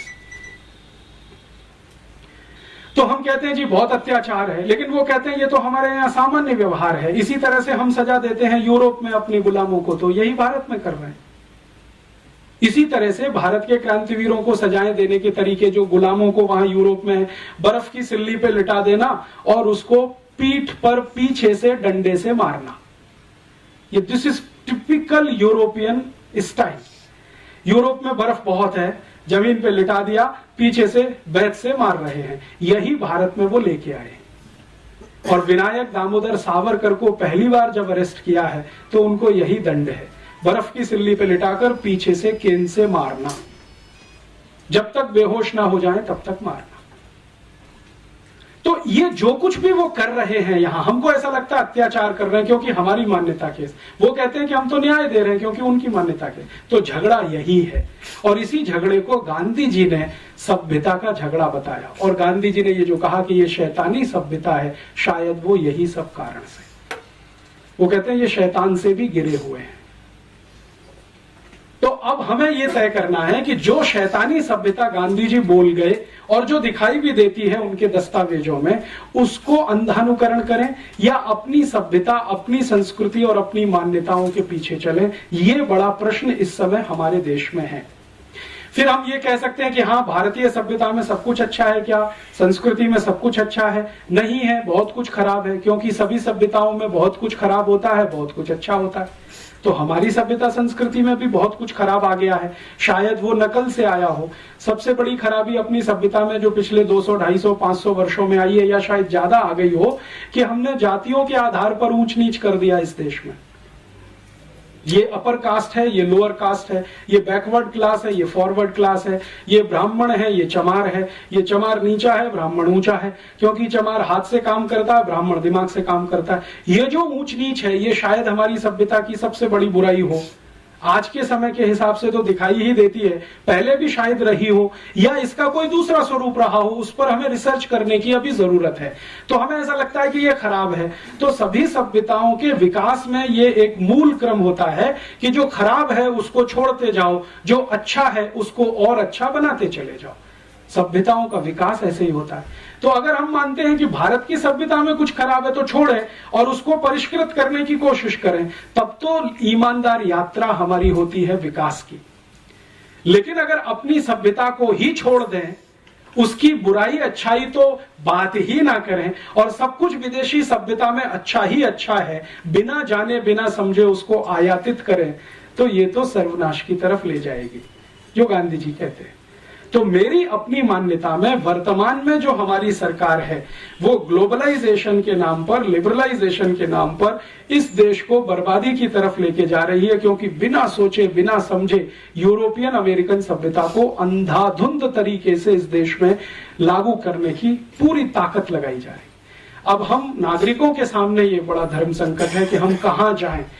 अगर हमको ये तय करना है कि हम हमारी सभ्यता संस्कृति के साथ जाएं, तो पूरी हिम्मत और ताकत के साथ इसको सामूहिक रूप से कहना पड़ेगा। और या तो हम समूह के रूप में ये तय कर लें कि हमको अमरीकी होना ही अच्छा है, जैसे पंडित नेहरू मानते हैं और आज के प्रधानमंत्री भी मानते हैं कि हम यूरोपियन हो जाएं, अमेरिकन हो जाएं, उसी में हमारी भलाई है। तो पूरा समाज ईमानदारी के साथ अमरीकी और यूरोपीय हो जाए, मुझे उसमें कोई बुराई नहीं लगती। या तो हम ईमानदारी से अमरीकी यूरोपीय हो जाएं या ईमानदारी से भारतीय रह जाएं। ये जो बीच की खिचड़ी है, क्योंकि फ्यूजन कहीं नहीं होता है, हो नहीं सकता है, सभ्यताओं में तो नहीं हो सकता है। तो फ्यूजन करने की कोशिश करेंगे तो उसमें से कोई अभीष्ट नहीं निकलेगा, हमारे लायक नहीं होगा। इतना ही कहकर इस व्याख्यान को मैं विराम देता हूं। और इस व्याख्यान की मदद से एक नया प्रश्न मैं इस समाज में खड़ा करना चाहता हूं कि हमको जाना किधर है, ये तय करें। यूरोप अमेरिका जैसा होना है तो पूरी ताकत से बने, और भारतीय होना है तो पूरी ताकत से इधर आए। समाज के स्तर पर यह तय करने की जरूरत है, क्योंकि राजनीति इसे तय करने में समर्थ नहीं है। राजनीति समर्थ क्यों नहीं है? क्योंकि वो नितांत स्वार्थ में डूब चुकी है। और जब नितांत स्वार्थ में कोई डूब जाता है तो वो समाज को दिशा नहीं दे सकता। तो ये समाज को ही तय करना है, और समाज का हिस्सा राजनीति बने, ऐसी मेरी अपेक्षा है। हमारा समाज राजनीति को निर्देशित करे, दिशा निर्धारित करे, अपने स्तर पर तय करके, ऐसी अपेक्षा के साथ मैं विदा लेता हूं। और आप सब थोड़े से नागरिकों के बीच में ये कहा, क्योंकि आप सोचते हैं, समझते हैं, और न सिर्फ सोचते समझते हैं बल्कि पढ़ सकते हैं। मैंने इतने सारे रेफरेंसेस दिए, आप चाहें तो प्लेटो को पढ़ सकते हैं, उसकी पुस्तकें यहाँ उपलब्ध हैं। रिपब्लिक भी उपलब्ध है और उसकी सब लिखी हुई है, जयपुर में मिलती है। सोक्रेटिस को पढ़ सकते हैं, लेविनिट्स, दिकार्ते, किसको भी पढ़ना हो, रूसो को पढ़ना हो तो वो भी यहाँ उपलब्ध है। जयपुर में बहुत सारी लाइब्रेरीज हैं, आप उनमें जाके निकाल सकते हैं। और ये जो दूसरे रेफरेंस मटेरियल्स हैं वो मैं आपको दे सकता हूं, क्योंकि बहुत सारे डॉक्यूमेंट्स हमने कलेक्ट किए हैं। उनके आधार पर हम थोड़ी छोटी कुछ सीडी बना रहे हैं, कुछ कैसेट्स बना रहे हैं, कुछ पुस्तकें बना रहे हैं, कभी भी आपको मिल सकती है। लेकिन इस बहस को फिर से शुरू करना है, जो गांधी जी 1909 में कह गए कि यूरोपियन सभ्यता शैतानी है, अगर फंसे तो सर्वनाश है, निकले तो जीत है, ये गांधी जी मानते थे। मैं अभी उसको मानने लगा हूं पिछले कुछ वर्षों से, क्योंकि मैंने वो देखना शुरू किया है जो गांधी जी आज से 100 साल पहले देखकर चले गए। इतनी विनम्रता के साथ आपका आभार, धन्यवाद। और इस विषय पर हम आगे चाहें तो इससे भी ज्यादा और गहरी बात हो सकती है, इससे भी ज्यादा और गहरा कोई आपके बीच में मैं बात करने के लिए फिर से आ सकता हूं। लेकिन एक बार मन बने, मानसिकता तैयार हो इस तरह का सुनने की, और सुनने की ही नहीं, गुनने की, चिंतन करने की, तो शायद आने वाले समय में मुझे भी मजा आएगा, आपको और ज्यादा मजा आएगा। आभार। ऐसा बातें सबको विदित है, सब कुछ ऐसा है। हमारे अंदर पिछले 1000 साल से आपके अनुसार वो क्या कमी आ गई है जिसमें कि हम 1000 साल से कभी मुसलमानों के, कभी मुगलों के, कभी यूरोपियंस के और आज अमेरिकन्स के हम गुलाम ही बनना चाहते हैं। आज हमारा फाइनेंस मिनिस्टर कहता है हमको चाइना का अनुकरण करना चाहिए, तो हमको हर का पिछलू ही बना रहना पड़ेगा। हमारे को चाइना का, अब यूरोप को छोड़कर चाइना का अनुकरण करने लगे। चाइना तो हमारा इस तरह हमारी इतनी प्रगति कर रहा है, कोई गुलामी के आधार पर नहीं कर रहा है। हम में ये बात क्यों है और क्यों नहीं जाती? ये भारत की जो बहुत बड़ी दुर्गुण है, जिसके बारे में आपने कहा कि हम 1000 साल से बार बार दूसरों की गुलामी में क्यों फंसते हैं। कभी मुसलमानों की गुलामी में, जिनको हम मुगल कहते हैं, वहां फंस गए 300-400 साल, अंग्रेजों के साथ, फिर फ्रांसीसियों के साथ, डच लोगों के साथ, पोर्चुगीज लोगों के साथ तो सबसे ज्यादा 450 साल भारत का बहुत बड़ा इलाका गुलाम रहा। कारण क्या है? मेरी अपनी समझ और मान्यता के हिसाब से मैं कहता हूं, आपकी समझ दूसरी हो सकती है। पिछले 1000-1200 वर्षों में हमारे देश की सभ्यता में जो सबसे बड़ी एक बुराई घुसी 1500 साल का है, वो यही कि हमने समाज को जो बांटा है अलग अलग जातियों के आधार पर वर्गों में, जातियों के वर्ग बना दिए। ये अगड़ा वर्ग, ये पिछड़ा वर्ग, कुछ जातियां आगे कुछ जातियां पीछे, और उसके आधार पर ऊंचा नीचा कर दिया कि जैसे कोई ब्राह्मण है वो पंडिताई का काम करता है तो ऊंचा हो गया, चमार है वो हाथ से कोई जूता बनाता है तो नीचा हो गया। हमारे यहाँ ये व्यवस्था कभी रही होगी तो कर्म के आधार पर थी, जन्म के आधार पर कभी नहीं थी। हम जन्म के आधार पर अपने वर्ग कभी नहीं बनाते, कर्म के आधार पर वर्ग बनाए हैं हमने कभी। तो जब कर्म के आधार पर ये वर्ग रहे तो भारत सोने की चिड़िया के नाम से सारी दुनिया में जाना जाता था। चंद्रगुप्त भी हुए, हर्षवर्धन भी हुए, अशोक भी हुए, तमाम। जब हमने जन्म के आधार पर इसको मानना शुरू किया होगा, वहां से गिरावट आई, और समाज में गिरावट जब आती है तो राज्य भी उसका एक अंग है समाज का, तो उसमें भी गिरावट आई और शक्ति हमारी छिन्न भिन्न हुई। वो शक्ति कैसे छिन्न भिन्न हुई वो एक उदाहरण से समझ में आता है। अंग्रेजों का एक राजा या अंग्रेजों का एक अधिकारी रॉबर्ट क्लाइव जब यहाँ आता है और बंगाल में लड़ाई लड़ता है प्लासी के स्थान पर और सिराजुद्दौला को पराजित करता है षड्यंत्र के हिसाब से, युद्ध के मैदान में नहीं, तो वो एक जुलूस निकालता है और उस जुलूस में वो एक बहुत पते की बात कहता है। वो ये कहता है कि मैं जब जुलूस निकाला भारत में कलकत्ता की सड़कों पर तो मात्र 300 सैनिक थे मेरे साथ, मैं और 300 सैनिक। भारत के हजारों लोग सड़क के दोनों किनारे खड़े होकर तालियां तो बजाते थे, लेकिन मेरे जुलूस पर कोई एक ईंट और पत्थर भी फेंक दिया होता तो भारत का इतिहास कुछ और हो गया होता। ये उसने अपनी डायरी में लिखा। बाद में उसने उसका विश्लेषण किया है कि मैंने बहुत दिन सोचा भारत में ऐसा क्यों है, तो बाद में पता चला कि जो सड़क के किनारे खड़े हुए लोग थे वो सब पिछड़ी जातियों के थे, जिनको ये लगता था कि ये अंग्रेज हैं वो भले हैं, अगली जातियों पर हमला करने के लिए आए हैं, शायद हमारे उद्धारक बनेंगे, इसलिए हम तो तालियां ही बजाएं क्योंकि हमारा शोषण ये अगली जाति वाले कर रहे हैं, फॉरवर्ड लोग हमारा शोषण कर रहे हैं। तो उन्होंने अंग्रेजों का स्वागत किया, और न सिर्फ किया बल्कि आज भी करते। तो ये जो हमारे यहाँ हुआ है जाति आधारित जन्म से, उसने हमारे समाज की शक्ति को छिन्न भिन्न किया, कमजोर किया, और समाज बट गया। अब हजारों जातियां हैं तो हजारों में बटा हुआ समाज है, शक्ति पूरी खराब हो गई। 4500 से ज्यादा जातियां हैं, ग्रुप्स अलग अलग उसके हिसाब से बने, तो उसी में हम टूट गए और डूब गए। इसी कारण मुझे ऐसा लगता है, और भी कोई कारण हो सकता है, मुझे ऐसा लगता है कि हम बार बार गुलाम हुए और आज भी उसी गुलामी के लिए अभिशप्त बने हुए। ये मेरा अपना मानना है, इसके अलग भी कोई हो सकता है। ये जो आप कह रहे हैं, ये अगली पिछड़ी जाति का जो भेद हमारे देश के अंदर किसी तरह से दुर्भाग्यपूर्ण रूप से आ गया, परंतु जो भी गुलाम रहे हैं, चाहे मुगलों के, मुसलमानों के, फिर बाद में अंग्रेजों के, वो सब के सब अगड़ी जाति के रहे हैं, पिछड़ी जाति के नहीं रहे हैं। इसलिए कि पिछड़ी जाति अगली जाति मिलकर लड़ नहीं पाए दुश्मनों से। आप पिछड़े हैं, आपको अलग किया हुआ समाज ने, अगड़े हैं, गुलाम हैं, तो समाज के पिछड़े लोग अगड़ों के साथ